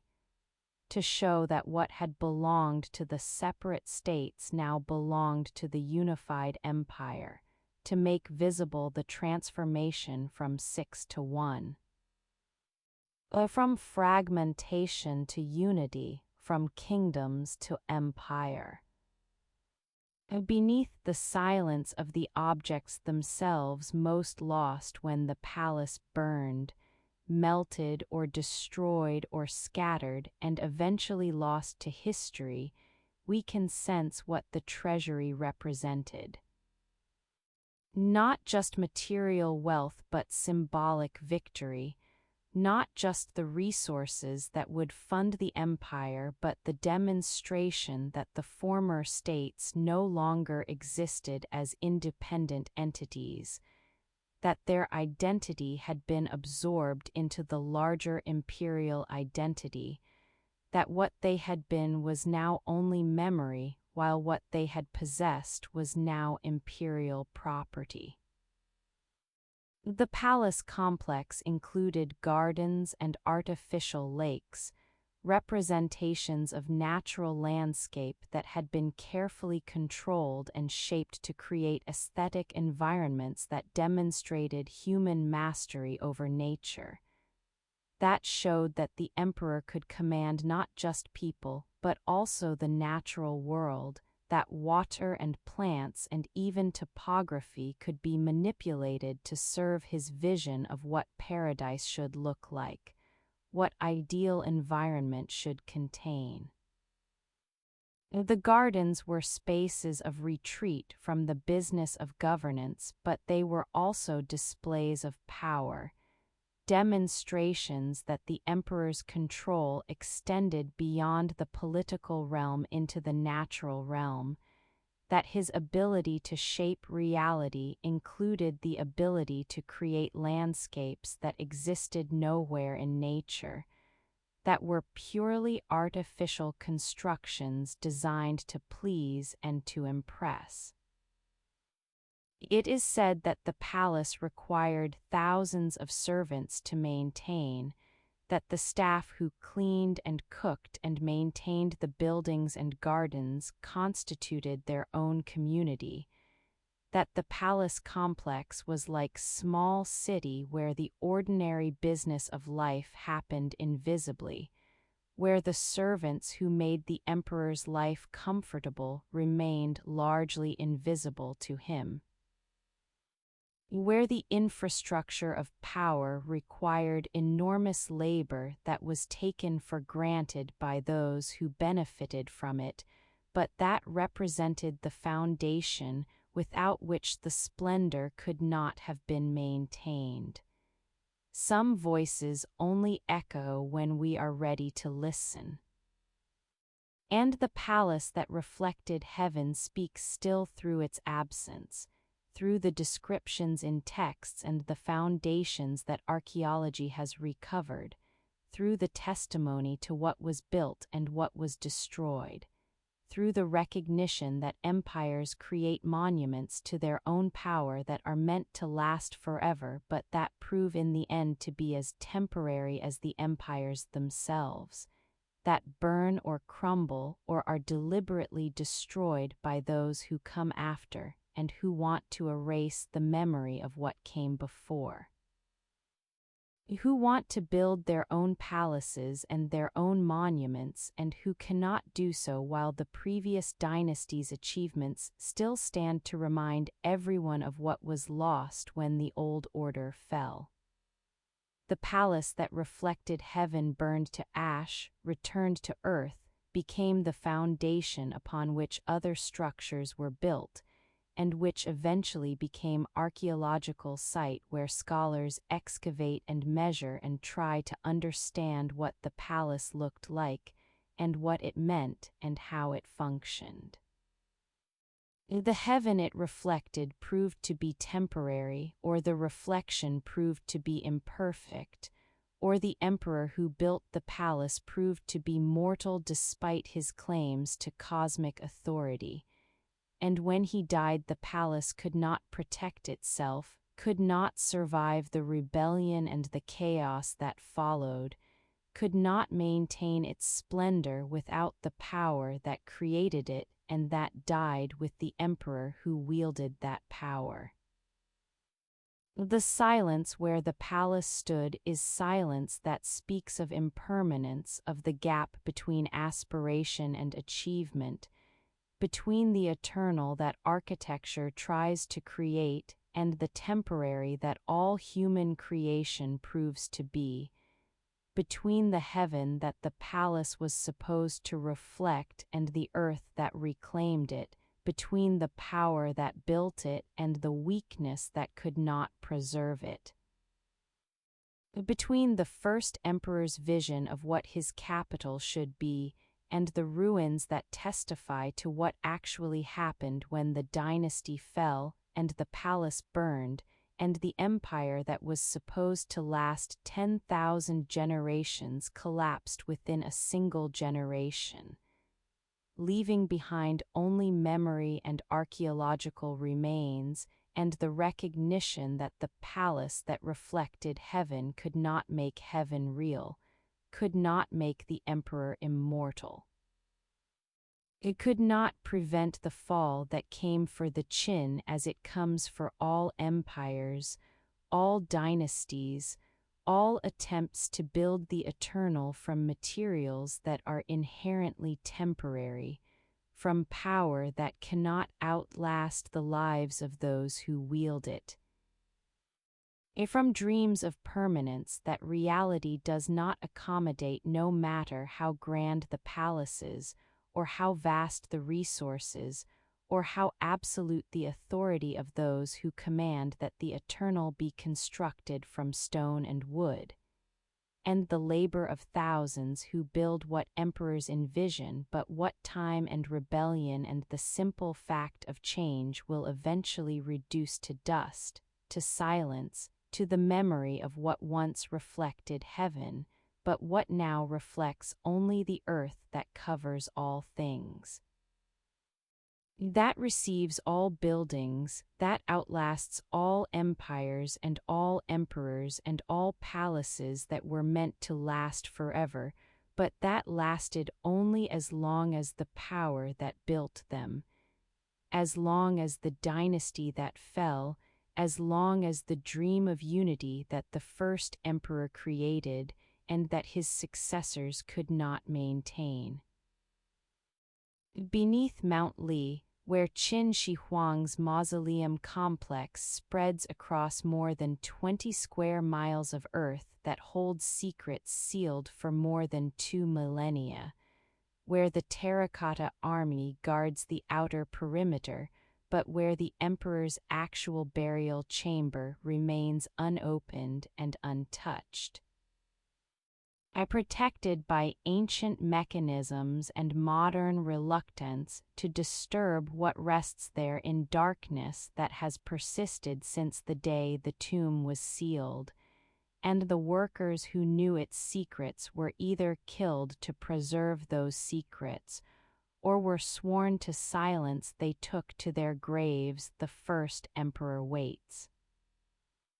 It is said that the tomb's construction began when Qin Shi Huang was still young king of Qin, decades before unification,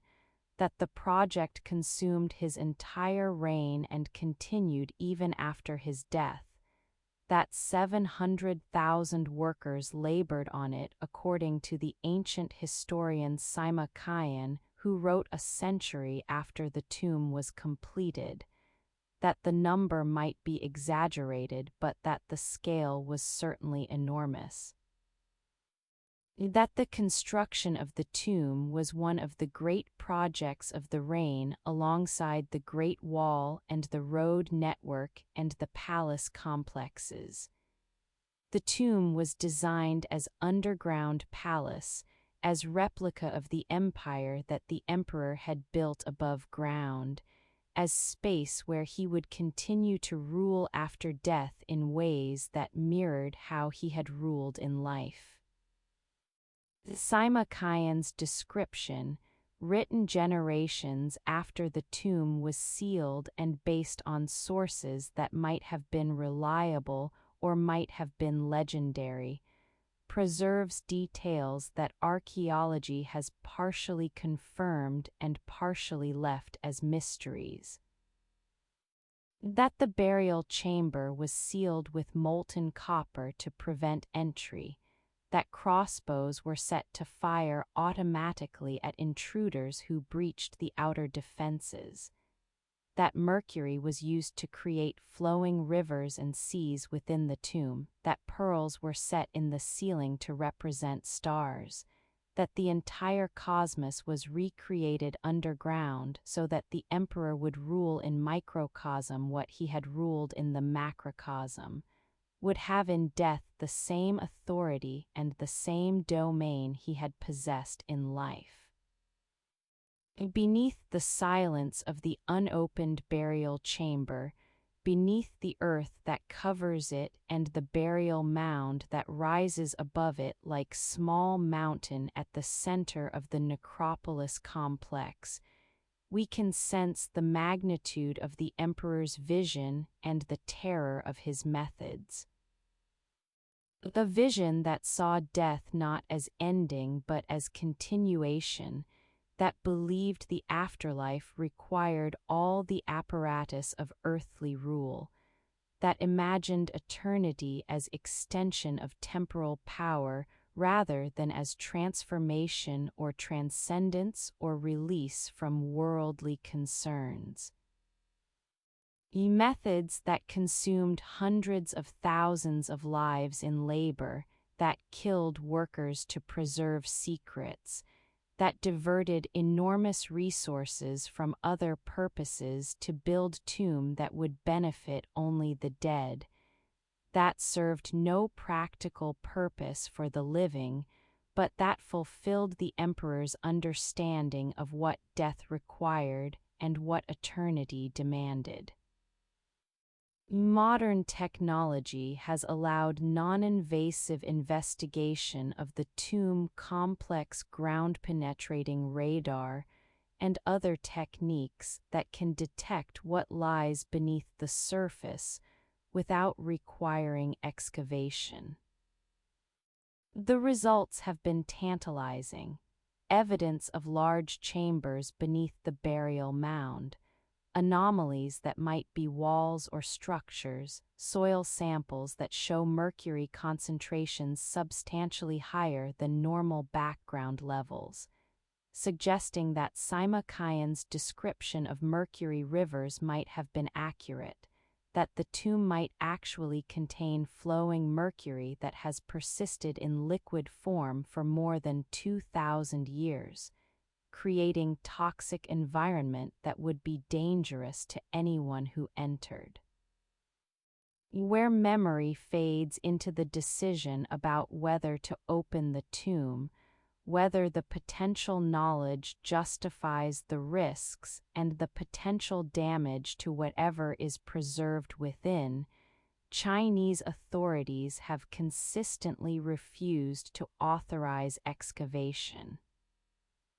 The official reasons include concern about preservation, that opening the tomb would expose its contents to air and moisture,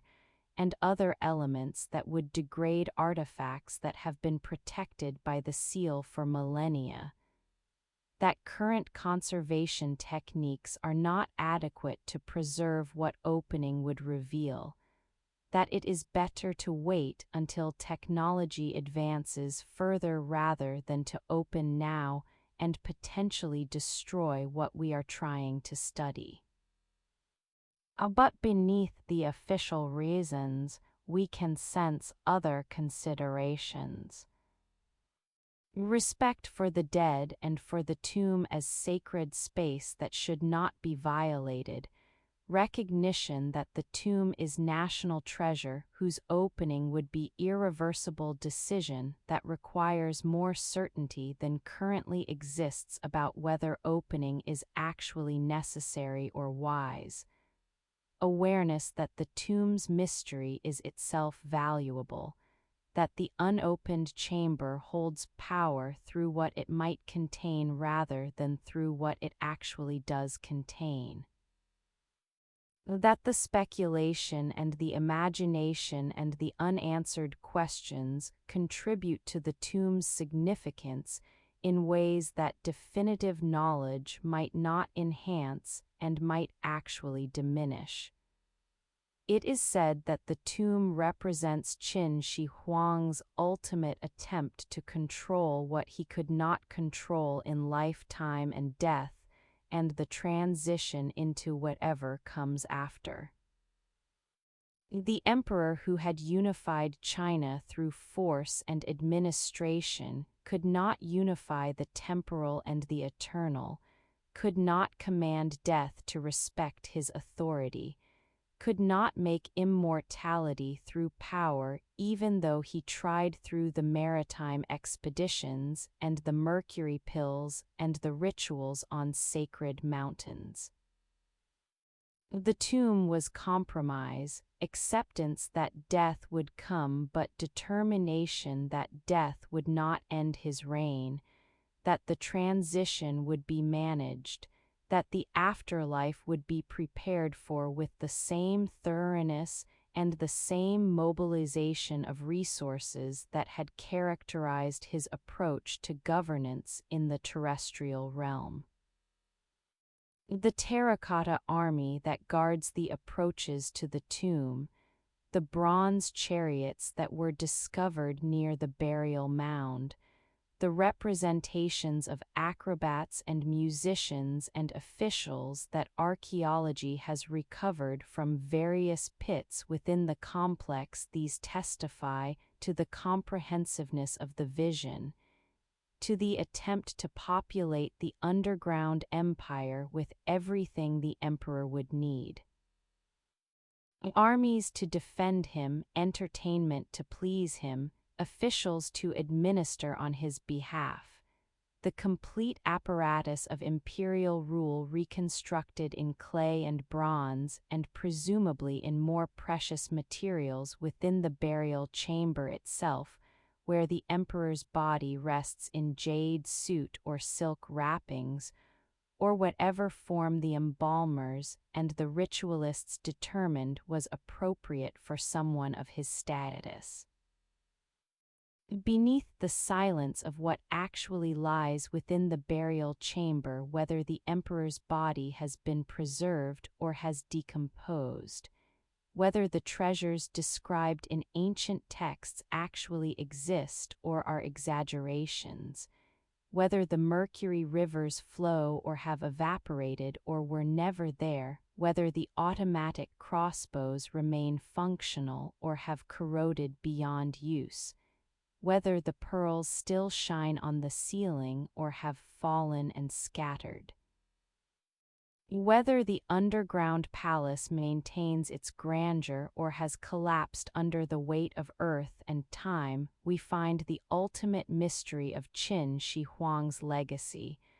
the question that cannot be answered without opening the tomb and that may never be answered if the decision remains to preserve the seal, to let the emperor keep his secrets, to allow the mystery to persist. Some voices only echo when we are ready to listen. And the tomb that holds eternity speaks through its silence, through what it does not reveal, through the sealed chamber that resists our curiosity and our technology and our desire to know what lies within. The emperor who sought immortality through elixirs and expeditions found instead the common fate, joined the ancestors in death, became corpse that had to be buried and sealed and protected from the living who might disturb his rest or steal his treasures, or violate the sanctity of the space he had prepared to house his eternal reign. But in another sense, he achieved a form of immortality through the tomb's persistence, through the fact that more than 2,000 years after his death we are still discussing him, still wondering what lies in his burial chamber, still impressed by the scale of what he created and troubled by the methods he employed. The tomb ensures his memory persists, makes him present through absence, keeps him relevant through mystery.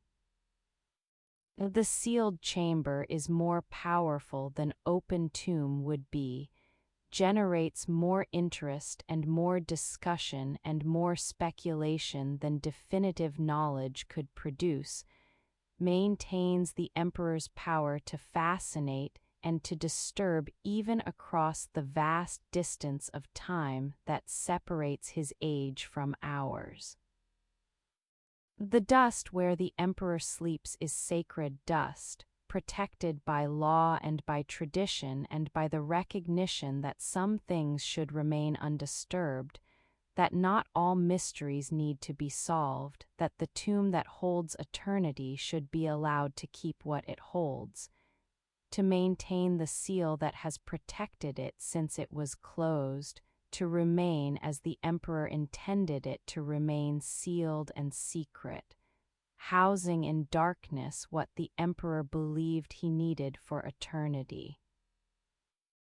Preserving in silence what no living person has seen for more than 2 millennia, and what may never be seen again if the decision remains to respect the seal. To honor the tomb as memorial and as warning, to let the first emperor rest in the palace he built beneath the earth, surrounded by his terracotta armies and his bronze chariots, and whatever treasures lie in the chamber that remains unopened, untouched, eternal in its way, holding in darkness what light might destroy. Preserving in secrecy what revelation might damage, maintaining in mystery what knowledge might diminish,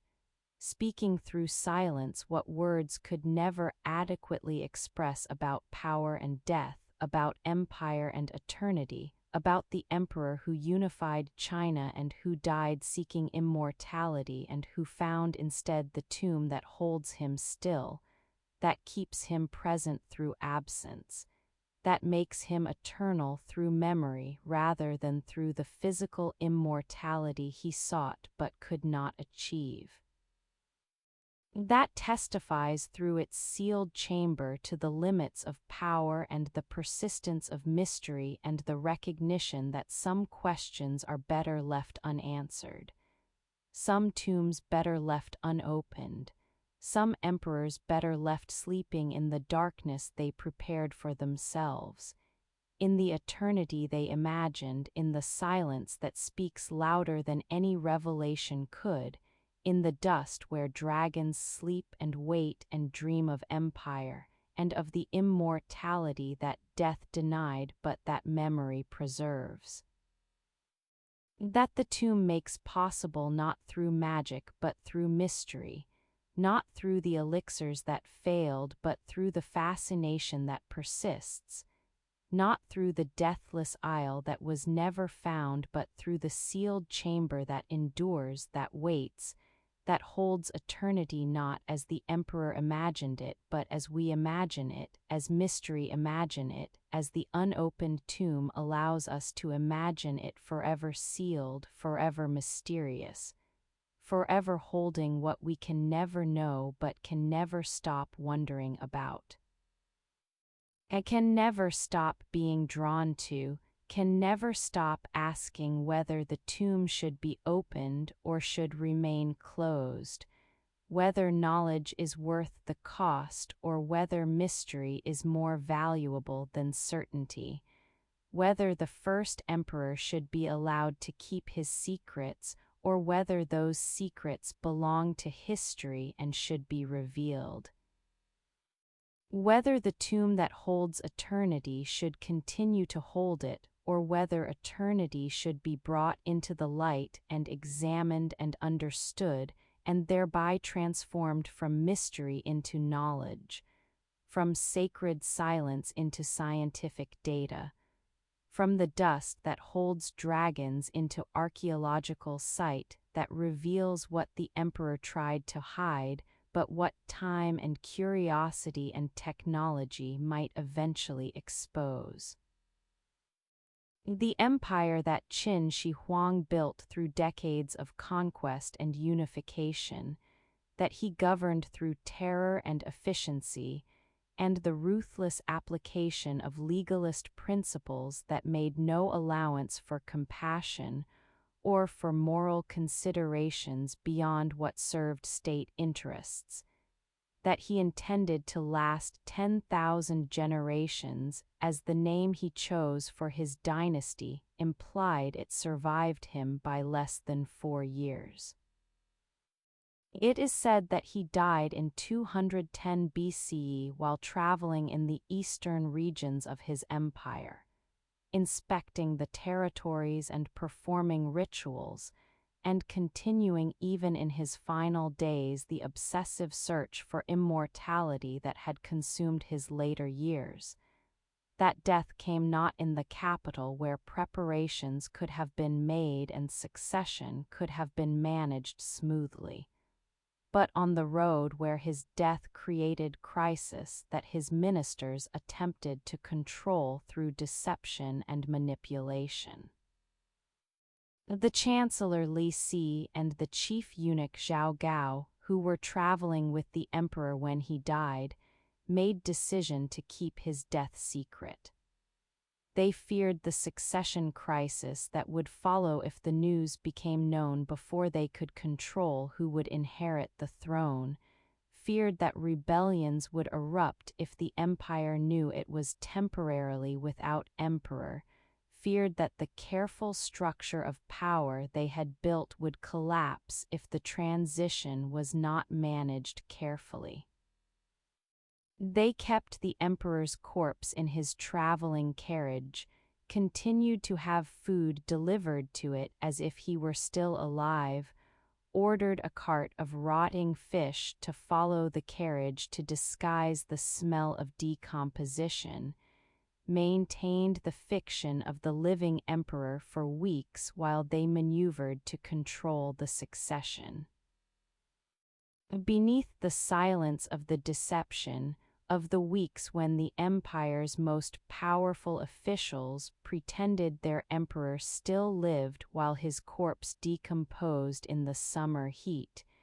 we can sense the fragility that had been hidden by the emperor's strength, the recognition that the empire depended on the person of the emperor himself rather than on institutions that could survive his death. That Qin Shi Huang had created empire but had not created the legitimacy or the structures that would allow that empire to continue functioning smoothly when he was gone. They forged his will, ordered his eldest son Fusu to commit suicide. Fusu, who had been critical of his father's harsh methods, who had advocated for more Confucian approaches to governance, who might have moderated the terror if he had inherited the throne,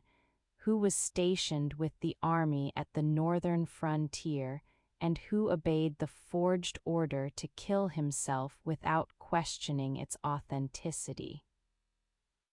They placed the younger and more pliable son Huai on the throne as second emperor, as puppet they believed they could control, as figurehead behind whom they could continue to exercise the real power that the first emperor's death had theoretically transferred to his heir. Where memory fades into the chaos that followed, into the rapid unraveling of the empire that had seemed so solid when the strong emperor ruled, but that proved so fragile when weak emperor inherited, we find that the deception could not preserve stability, that placing incompetent ruler on throne through fraud created conditions for collapse rather than preventing it. The second emperor was young and inexperienced, easily manipulated by Zhao Gao, who eliminated Lei Si through false accusations and who then wielded power in the emperor's name, who proved that the legalist system that claimed to rule through impersonal law actually depended on the personal authority and capability of the ruler, that when the ruler was weak, the system could not function as it was supposed to. It is said that within months of the new emperor's accession, rebellions erupted throughout the empire. The harsh laws and heavy taxation that had been endured under the strong emperor became intolerable under the weak one. Former nobles of the conquered states saw opportunity to reclaim independence, to restore the kingdoms that Qin had eliminated, to escape from the unified empire and return to the fragmented system of warring states that at least had been familiar, and that had allowed for more local autonomy than Qin's centralized administration permitted. The rebellions spread faster than imperial forces could suppress them. Generals who had served the first emperor defected to rebel causes or declared themselves independent. The administrative apparatus that had governed the empire began to break down as officials fled or changed sides, or simply ceased to function when orders from the capital became confused or contradictory or ceased to arrive altogether. The empire that had been unified for barely more than a decade fragmented almost as quickly as it had been unified, demonstrated that conquest creates empire but does not necessarily create loyalty, that ruling through fear works only as long as the power that generates the fear remains credible, that when that power weakens, the fear transforms into resentment, and the resentment erupts into rebellion. By 207 BCE, the second emperor was dead, forced to commit suicide by Zhao Gao, who had decided the emperor was liability. Zhao Gao attempted to place another puppet on the throne, but was himself killed by that puppet, who briefly claimed to be third emperor, but who had no real power and no ability to prevent the collapse that was already complete. By 206 BCE, rebel forces had taken the capital, had sacked Xianyang and burned the palaces and the libraries, had killed the remaining members of the imperial family, had eliminated the Qin dynasty completely. Beneath the silence of the rapid collapse of the dynasty that fell like autumn leaves, we can sense the lesson that later Chinese historians would draw and would emphasize repeatedly. That harsh rule without virtue could achieve unification but could not achieve legitimacy, that the mandate of heaven required not just power but justice, that the emperor who ruled through fear alone would not create lasting dynasty because fear generates resentment and resentment waits for opportunity to express itself. And when the feared ruler dies or weakens, the resentment erupts, and the empire that was held together by force alone comes apart because there is nothing else holding it. Because subjects obey from fear rather than from loyalty, and when the fear diminishes, the obedience disappears. The burning of books and the burying of scholars, the forced labor that built walls and roads and tombs, the executions and the terror, and the suppression of regional identities and traditions, these had created the unified empire, but had also created the conditions for its destruction. It had ensured that when the strong emperor died, the empire he built could not survive because it had been held together by his personal authority and by the fear he generated rather than by loyalty, or by the kind of moral legitimacy that creates willing obedience rather than merely enforced compliance. Where memory fades into the question of what would have happened if Fusu had inherited instead of being tricked into suicide, if the succession had been managed honestly, if a more moderate emperor had attempted to reform the Qin system rather than continuing or intensifying its harsh methods, we can only speculate.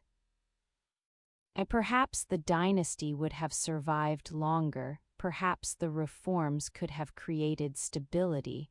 perhaps the empire could have transitioned from rule by terror to rule by something that generated more willing compliance.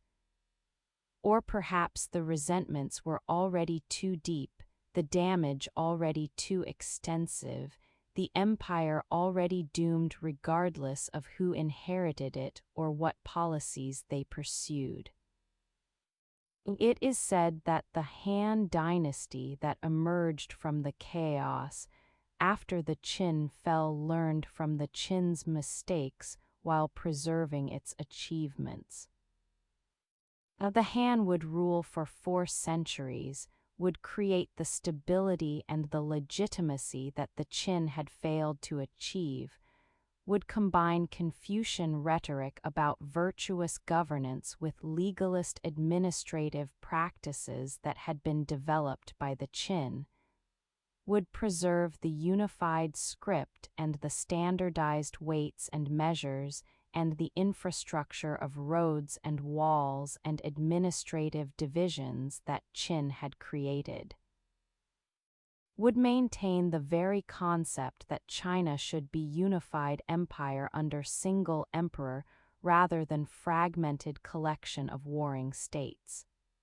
The Han emperors understood that they owed their empire to the Qin's achievement of unification, but that they also needed to distance themselves from the Qin's methods and its reputation for tyranny. They condemned Qin Shi Huang as tyrant while quietly maintaining the institutions he had created. They celebrated Confucian values while practicing legalist governance.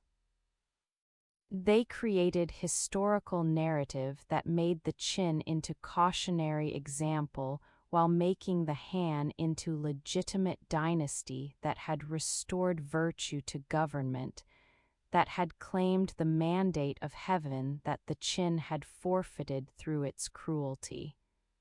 Some voices only echo when we are ready to listen. And the dynasty that fell like autumn leaves speaks still through its brevity, through the gap between its achievements and its duration, through the recognition that what is built through force alone cannot endure, that empire requires more than conquest and administration, requires the legitimacy that comes from subjects believing that the empire serves their interests, or at minimum that it treats them with some measure of justice and consideration. That the terror that creates empire can also destroy it when the strong hand that wielded the terror weakens or disappears. The autumn leaves fell and scattered and returned to dust, and the dynasty that was supposed to last 10,000 generations lasted barely 1 generation beyond its founder's death, demonstrated that intention and reality diverge, that no emperor can guarantee his dynasty's survival regardless of how much power he accumulates or how thoroughly he tries to prepare for succession, that the tomb he built to house his eternal reign became memorial to dynasty that proved ephemeral. And to empire that fragmented almost as soon as it was created, to the achievement that could not be maintained because it had been achieved through methods that created the conditions for its undoing, through the terror that unified but that also alienated, through the efficiency that created empire but that could not create loyalty. Through the vision that saw only power and administration and that missed or ignored or deliberately suppressed the human needs for dignity and autonomy, and the sense that governance serves purposes beyond merely maintaining order and extracting resources, that empires exist for their subjects and not merely for their emperors, that the mandate of heaven is not merely claim but responsibility, not merely power but obligation to govern justly. Not merely achievement but the recognition that what is built must be maintained and that maintenance requires different methods than construction,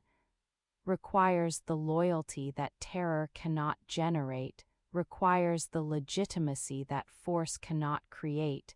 requires the wisdom that the first emperor possessed in some domains but lacked in others, possessed in his ability to unify but lacked in his ability to create the conditions that would preserve the unity he achieved. That would make his dynasty endure rather than fall like autumn leaves that briefly blaze with color and then scatter on the wind and return to dust that remembers nothing. That holds no trace of the glory or the terror. That covers everything eventually, and that makes no distinction between the emperor and the peasant, between the dynasty that lasted and the dynasty that fell, between the achievement and the failure, between the autumn leaves that fall and the dust that receives them. In the 22 centuries since Qin Shi Huang unified China and died seeking immortality and saw his dynasty collapse within years of his death, his legacy has been debated by every generation, contested by every dynasty, invoked by different factions with different agendas, celebrated and condemned often simultaneously, held up as example of what to emulate and as warning of what to avoid. And creating contradiction that cannot be resolved because the legacy itself is fundamentally contradictory, because what he achieved and what he destroyed are inseparable, because the unification and the terror were not separate policies but were integrated aspects of single vision, single approach to governance that produced results that were simultaneously magnificent and monstrous. It is said that the Han Dynasty historians, writing a century after the Qin fell, depicted Qin Shi Huang as tyrant whose cruelty was legendary, as the emperor who burned books and buried scholars alive, who built the Great Wall on the bones of hundreds of thousands of workers, who ruled through legalist philosophy that made no allowance for human compassion or for moral considerations beyond what served state power, who created unified empire through methods that were so harsh that they guaranteed his dynasty would not survive him, that the empire built through terror would collapse as soon as the terror weakened, that heaven's mandate had been forfeited through cruelty, even though the unification itself was achievement of enormous importance. But the same historians who condemned the emperor also acknowledged that the Han inherited and maintained his administrative innovations, that the unified script and the standardized weights and measures and the road network and the concept of empire itself were Qin creations that the Han found too valuable to abandon, that the institutions Qin had developed were sound even if the methods used to implement them were harsh, that the empire that the Han ruled was built on foundations that Qin had laid. That condemning the man did not require abandoning his achievements, that legacy could be selectively appropriated, the good preserved while the bad was denounced. Beneath the silence of this contradiction condemning Qin Shi Huang while preserving his system, denouncing his methods while benefiting from his results, we can sense the complexity that resists simple judgment, the recognition that historical figures who achieve transformative results often do so through methods that would be considered criminal by moral standards that apply to ordinary people.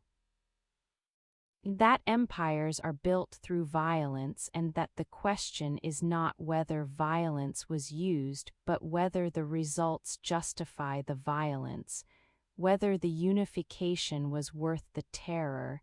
whether the achievements can be celebrated while the methods are condemned, whether legacy can be divided into acceptable and unacceptable components, or whether it must be accepted or rejected as integrated whole.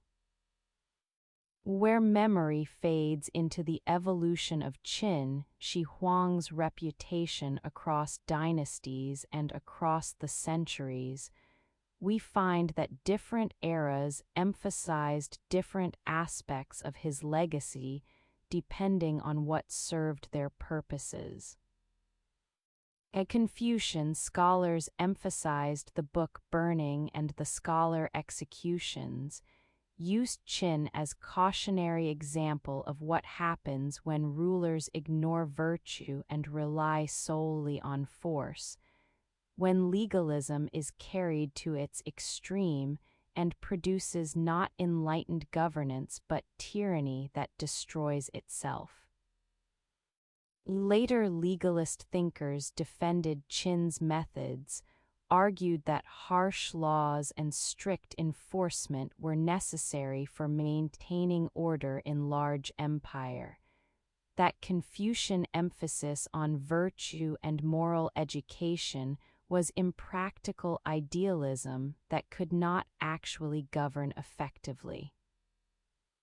It is said that in the 20th century, Qin Shi Huang's legacy became particularly contested as China struggled with questions about how to modernize while maintaining cultural identity, how to build strong state while avoiding the tyranny that strong states often produce,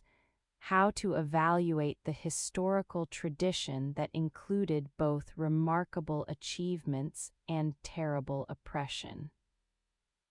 The communist government under Mao Zedong at times celebrated Qin Shi Huang as proto-communist centralizer who had broken the power of feudal aristocracy,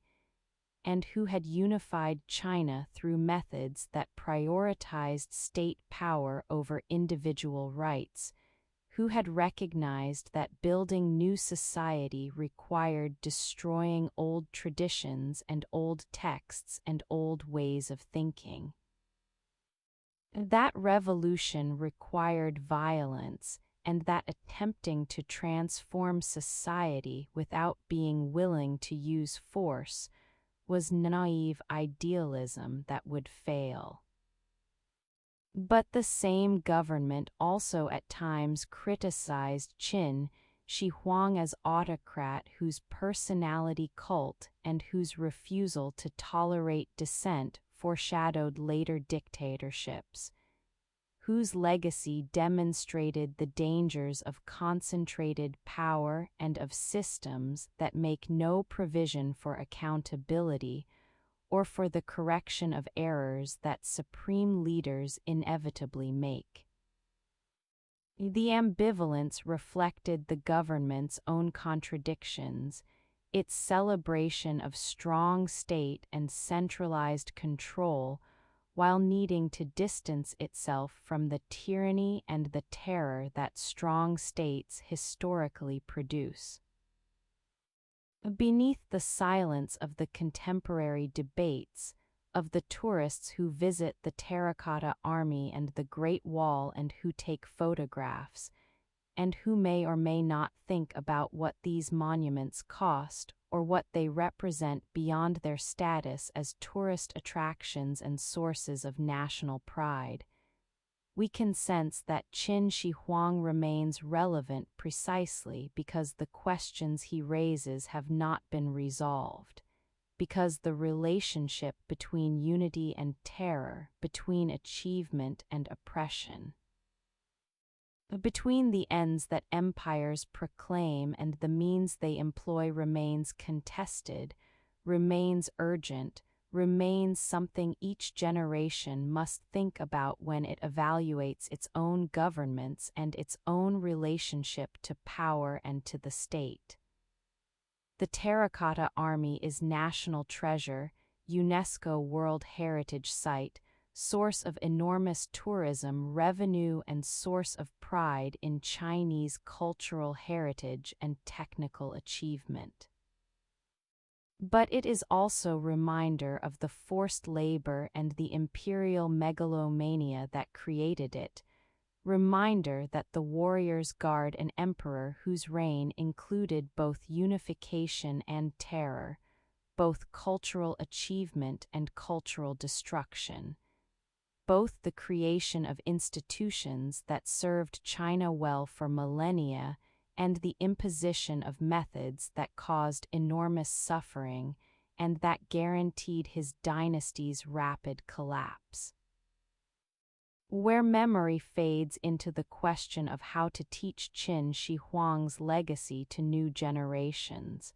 how to present him in textbooks and museums and historical narratives, we find that there is no consensus, that different sources emphasize different aspects, that the legacy resists simplified evaluation, that presenting him as purely villain ignores the achievements while presenting him as purely hero ignores the terror. That the truth is complicated and that complicated truths are difficult to communicate in the brief summaries that educational systems typically provide. That nuance is lost when history is reduced to stories about good emperors and bad emperors, rather than being engaged with as complex narrative about how humans use power and what that power achieves and what it costs. Some voices only echo when we are ready to listen. And Qin Shi Huang's voice speaking across 22 centuries, filtered through countless retellings and reinterpretations, invoked by those who celebrate him and those who condemn him, present in the institutions he created and in the memory of the terror he inflicted. That voice asks questions rather than providing answers, challenges us to think about how we evaluate historical figures whose legacies include both achievement and atrocity, whose methods we condemn but whose results we benefit from, whose vision we acknowledge was transformative but whose implementation we recognize was cruel. The legacy that conquered through contradiction continues to conquer, continues to shape how China understands itself and its history, continues to influence how Chinese government thinks about the relationship between state and society, continues to provide vocabulary and precedents and cautionary examples that are invoked in contemporary debates about governance and power, and the proper balance between order and freedom, between unity and diversity, between the collective and the individual, between what the state can demand and what the people can resist. The dust where Qin Shi Huang sleeps holds both the creator of Chinese imperial tradition and the tyrant whose cruelty has been condemned for 2 millennia, holds both the man who unified the warring states and the man who burned books and buried scholars, holds both the visionary who built roads and walls and tombs that still stand and the despot whose dynasty fell almost as soon as it was established. The contradiction cannot be resolved because it is not contradiction in the legacy but is the legacy itself, is the fundamental reality that Qin Shi Huang was both and that his achievements cannot be separated from his methods, that what he created and what he destroyed were products of the same vision and the same ruthlessness, that celebrating one while condemning the other is intellectually dishonest even if it is emotionally satisfying, that the legacy must be accepted in its entirety or rejected in its entirety or, more likely, must be engaged with as the complex and contradictory inheritance that it actually is, as the testament to what humans can achieve through power and what power costs those who wield it and those who are subject to it, as the reminder that empires are built through violence and that the violence leaves scars that persist alongside the achievements, that the dust remembers both the glory and the suffering. That the voice that speaks from the tomb speaks in contradictions because the life that preceded the tomb was lived in contradictions. Because the first emperor unified China through methods that fragmented families and destroyed traditions and consumed lives. Because the legacy conquers through contradiction precisely because it is contradiction. Because it offers no easy answers and no simple judgments and no escape from the recognition that we inherit both the achievements and the crimes. Both the institutions and the terror, both the pride and the shame, both the celebration and the condemnation, both the voice that proclaims unity and the silence of those who were silenced, both the emperor who sleeps in the sealed tomb and the workers whose bones lie in the Great Wall, both the civilization that was created and the suffering that creation required, both the legacy we claim and the legacy we cannot escape, both the dust where dragons sleep and the dust where empires fall.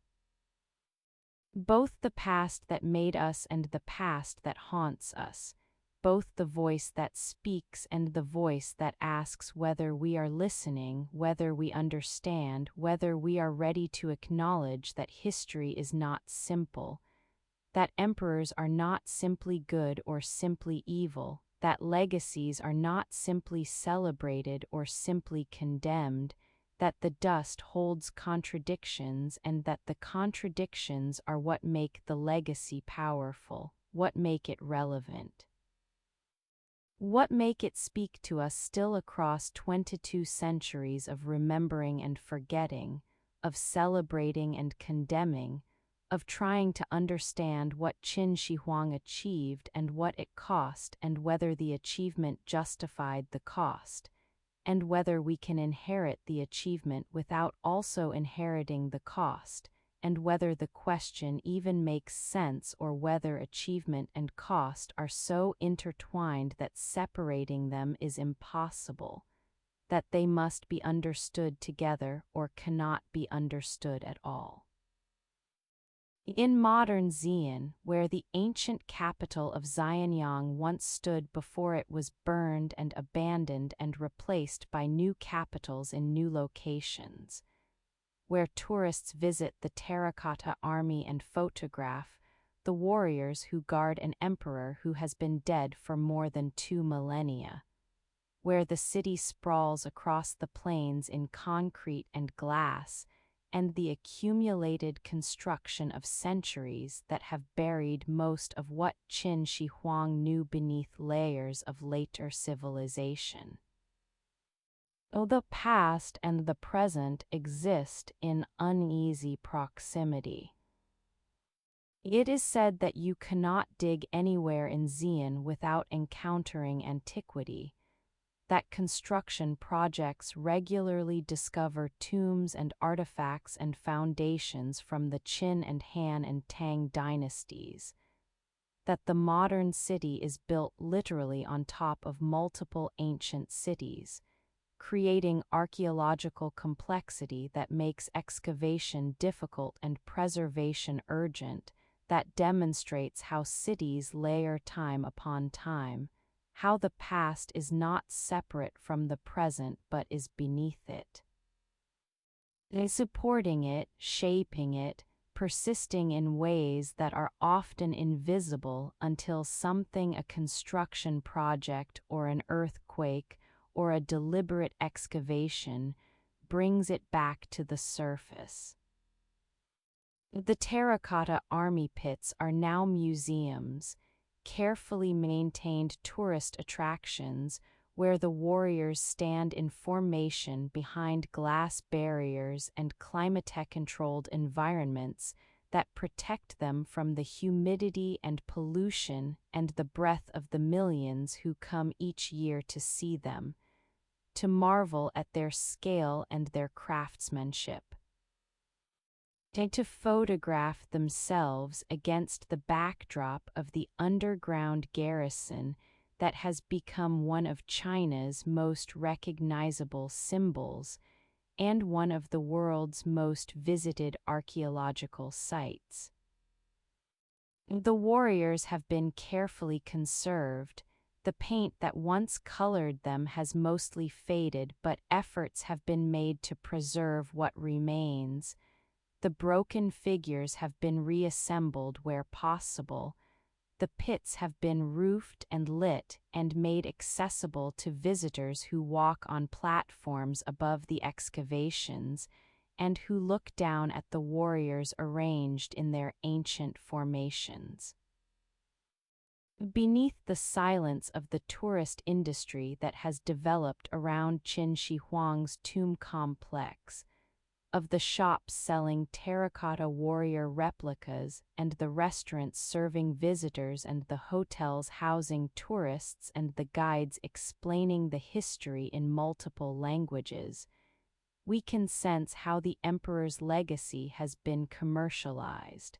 how the monuments he created to house his eternal reign have been transformed into economic resources for the modern city, how the terror and the achievement have been packaged for consumption by visitors who may or may not understand the complexity of what they are seeing, who may experience the sight as purely aesthetic spectacle rather than as testament to both human capability and human cruelty. The emperor's tomb remains sealed, the burial mound rising like a small mountain at the center of the necropolis complex, grass-covered and peaceful in appearance, surrounded by a park where visitors can walk but cannot approach too closely, protected by fences and regulations, and the decision that has been made repeatedly to not open the burial chamber, to preserve the seal that has kept it closed for more than 2,000 years, and to wait for technologies that might allow exploration without destruction, or to wait indefinitely, to let the emperor keep his secrets, to acknowledge that some mysteries are better preserved than solved. Where memory fades into the question of whether future generations will open the tomb or whether it will remain sealed forever, whether the decision to preserve will persist, or whether eventually curiosity or nationalism or scientific advancement will provide justification for breaking the seal that has protected the burial chamber since Qin Shi Huang was placed within it, we find uncertainty that mirrors the broader uncertainty about how to relate to the emperor's legacy. Whether to preserve it or to expose it, whether to celebrate it or to condemn it, whether to let it remain mysterious or to bring it into the light where it can be fully examined and understood and judged. The Great Wall stretches across mountains north of the city,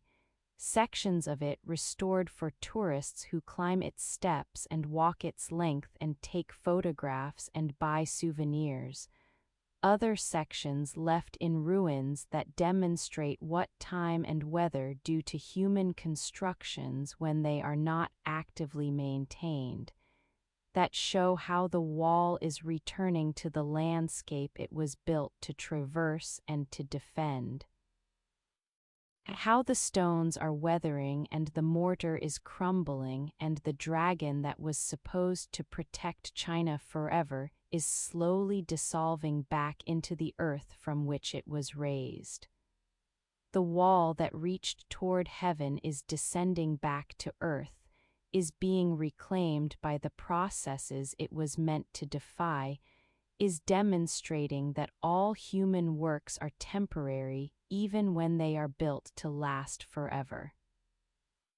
It is said that the standardized script that Qin Shi Huang imposed is still used, evolved through centuries but maintaining continuity with what he established, allowing modern Chinese to read texts written 2 millennia ago, creating the linguistic unity that makes China coherent across its vast territories and diverse populations, preserving the connection between past and present that makes Chinese civilization distinctive in its continuous written tradition. The script is perhaps his most lasting legacy, the achievement that has proven most durable and most valuable, that has outlasted the dynasty and the empire and that continues to serve purposes he never envisioned, that unifies in ways he attempted through force but that the script achieves through utility,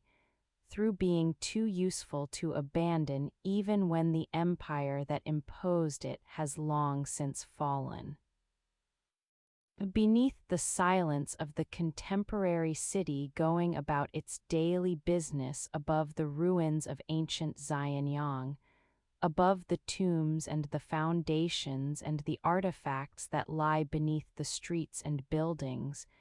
we can sense the layers of time compressed into single space, the recognition that cities are palimpsests where each era writes over what came before without entirely erasing it, where the past persists beneath the present and occasionally emerges to remind us that what we think of as our time and our city and our civilization is built on foundations we did not lay, stands on shoulders we did not lift ourselves to, inherits legacies we did not choose but that shape us nonetheless. Some voices only echo when we are ready to listen. And in the dust where Qin Shi Huang sleeps, where the Terracotta Army stands eternal vigil, where the Great Wall stretches across mountains and the standardized script continues to unify tongues and the sealed tomb holds whatever it holds in darkness that has persisted for 2 millennia, where the tourists photograph and the scholars study and the city grows and changes while the past lies beneath it, there the voice of the first emperor whispers still. It whispers about the costs of unity, about the violence required to create order from chaos, about the question that each generation must answer for itself. Whether the achievements justify the methods, whether the unification was worth the terror, whether the emperor who burned books and buried scholars and built walls on workers' bones should be remembered as founder of civilization or as warning about the dangers of absolute power, whether we can inherit what he created without also inheriting what he destroyed, whether the dust remembers both the glory and the suffering or whether it makes no distinctions. Whether the dragons that sleep beneath Xian's earth dream of empire or of the millions who paid the price for that empire's creation. The question remains unanswered because it cannot be answered definitively, because each generation must answer it for themselves, must decide what they think about Qin Shi Huang and his legacy, and what lessons they draw from his reign and his achievements and his cruelty and his dynasty's rapid collapse. The dust where dragons sleep does not judge, does not celebrate or condemn, does not take sides in the debates that have raged for 22 centuries about whether the first emperor was hero or villain, visionary or tyrant, creator or destroyer. The dust simply holds what it holds: the bones of the emperor and the bones of the workers who died building his monuments, the treasures in the sealed tomb and the pottery fragments from the terracotta warriors, the stones of the Great Wall and the foundations of the burned palaces, the achievements and the crimes, the unity and the terror, the vision and the brutality, all compressed into the earth that covers everything eventually, that makes no distinctions between emperors and peasants, that receives all human works and all human remains with the same indifference, that preserves what survives and lets decay what does not, that speaks through the artifacts archaeologists recover and through the silences where artifacts should be but are not, where records have been lost or destroyed, where the past has become irrecoverable except through speculation and imagination, and the recognition that what we know is partial and what we do not know is vast.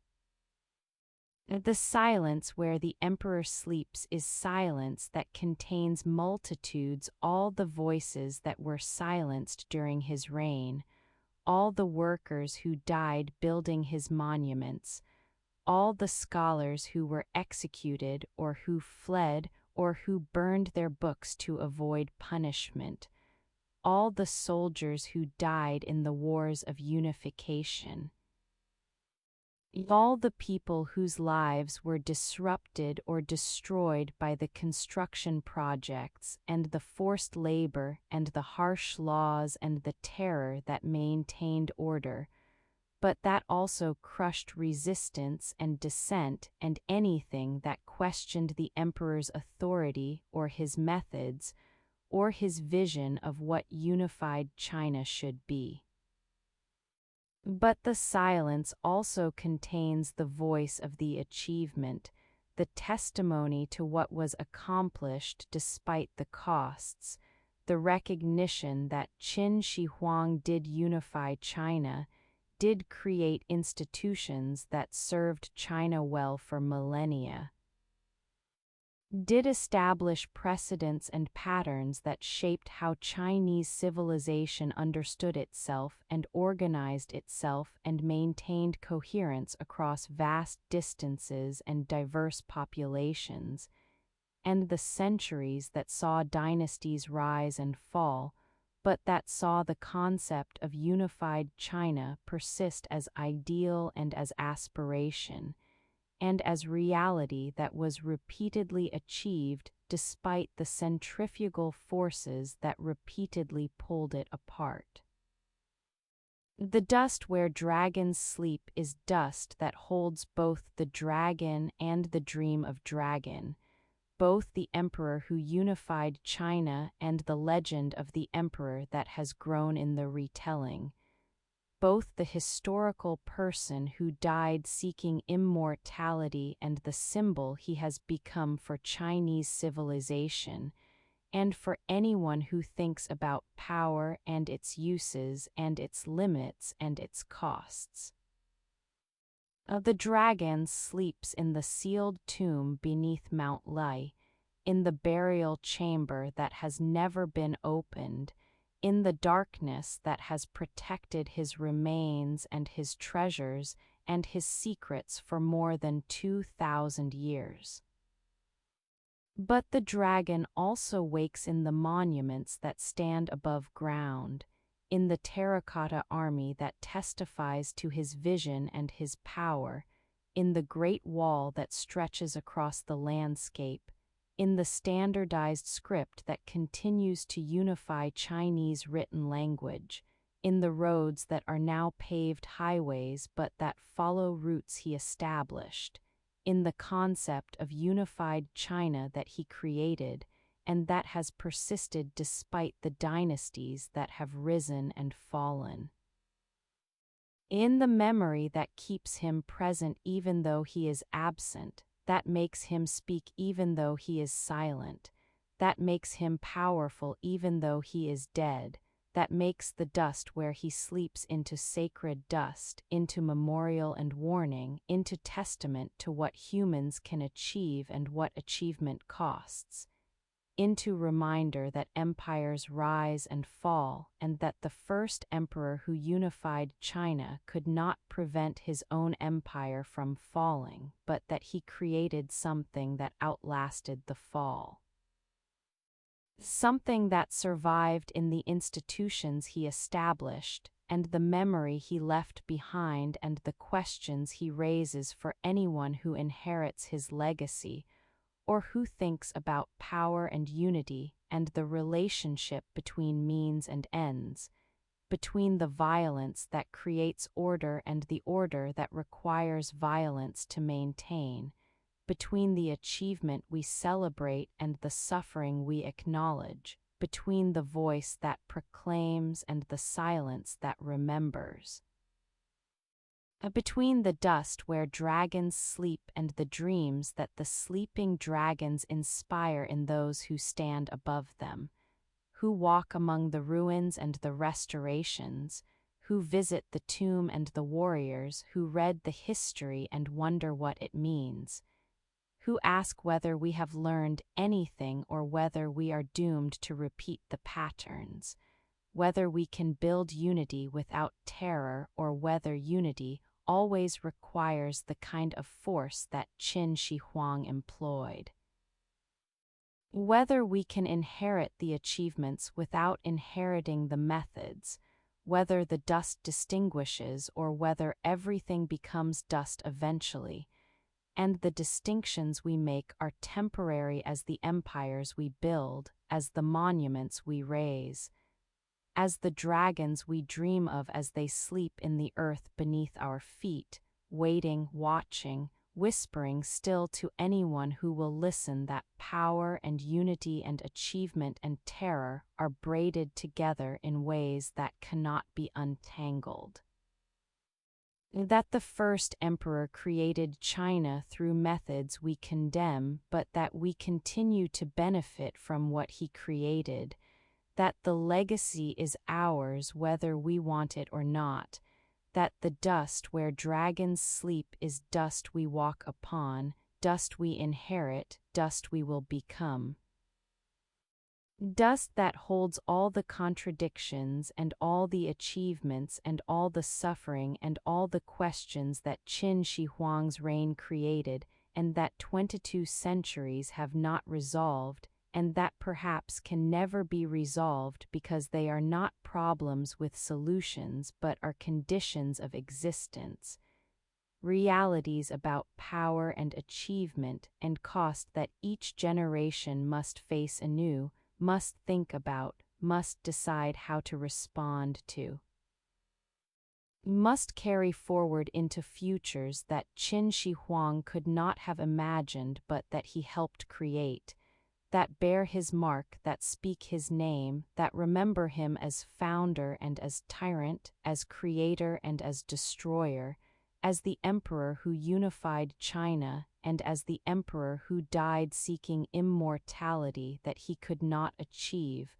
but that he found in the memory that persists, in the monuments that stand. In the dust where dragons sleep and dream of empire and of the eternal reign that reality denied but that legend preserves, that time destroys but that history remembers, that the tomb holds in darkness but that the light reveals when we are ready to see it, to hear it, to acknowledge that the dust where dragons sleep is dust where we will sleep, that the emperor's fate is our fate, that the mortality he tried to escape waits for us all. That the achievement and the terror and the glory and the horror are all temporary, all subject to time's patient work, all returning eventually to dust, to silence, to the place where dragons sleep and empires fall and voices fade and only the questions remain, eternal as the sealed tomb, patient as the dust, waiting for each generation to answer or to fail to answer, or to recognize that some questions have no answers but only the asking, only the wondering. Only the recognition that 22 centuries after Qin Shi Huang died, the dust still speaks his name,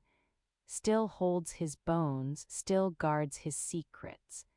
still whispers about dragons and empire and the price of unity and the cost of greatness and the silence where all voices eventually go, where all emperors eventually sleep, where all dust eventually gathers, holding everything, judging nothing, remembering in its way what we remember in ours, preserving what survives and releasing what does not.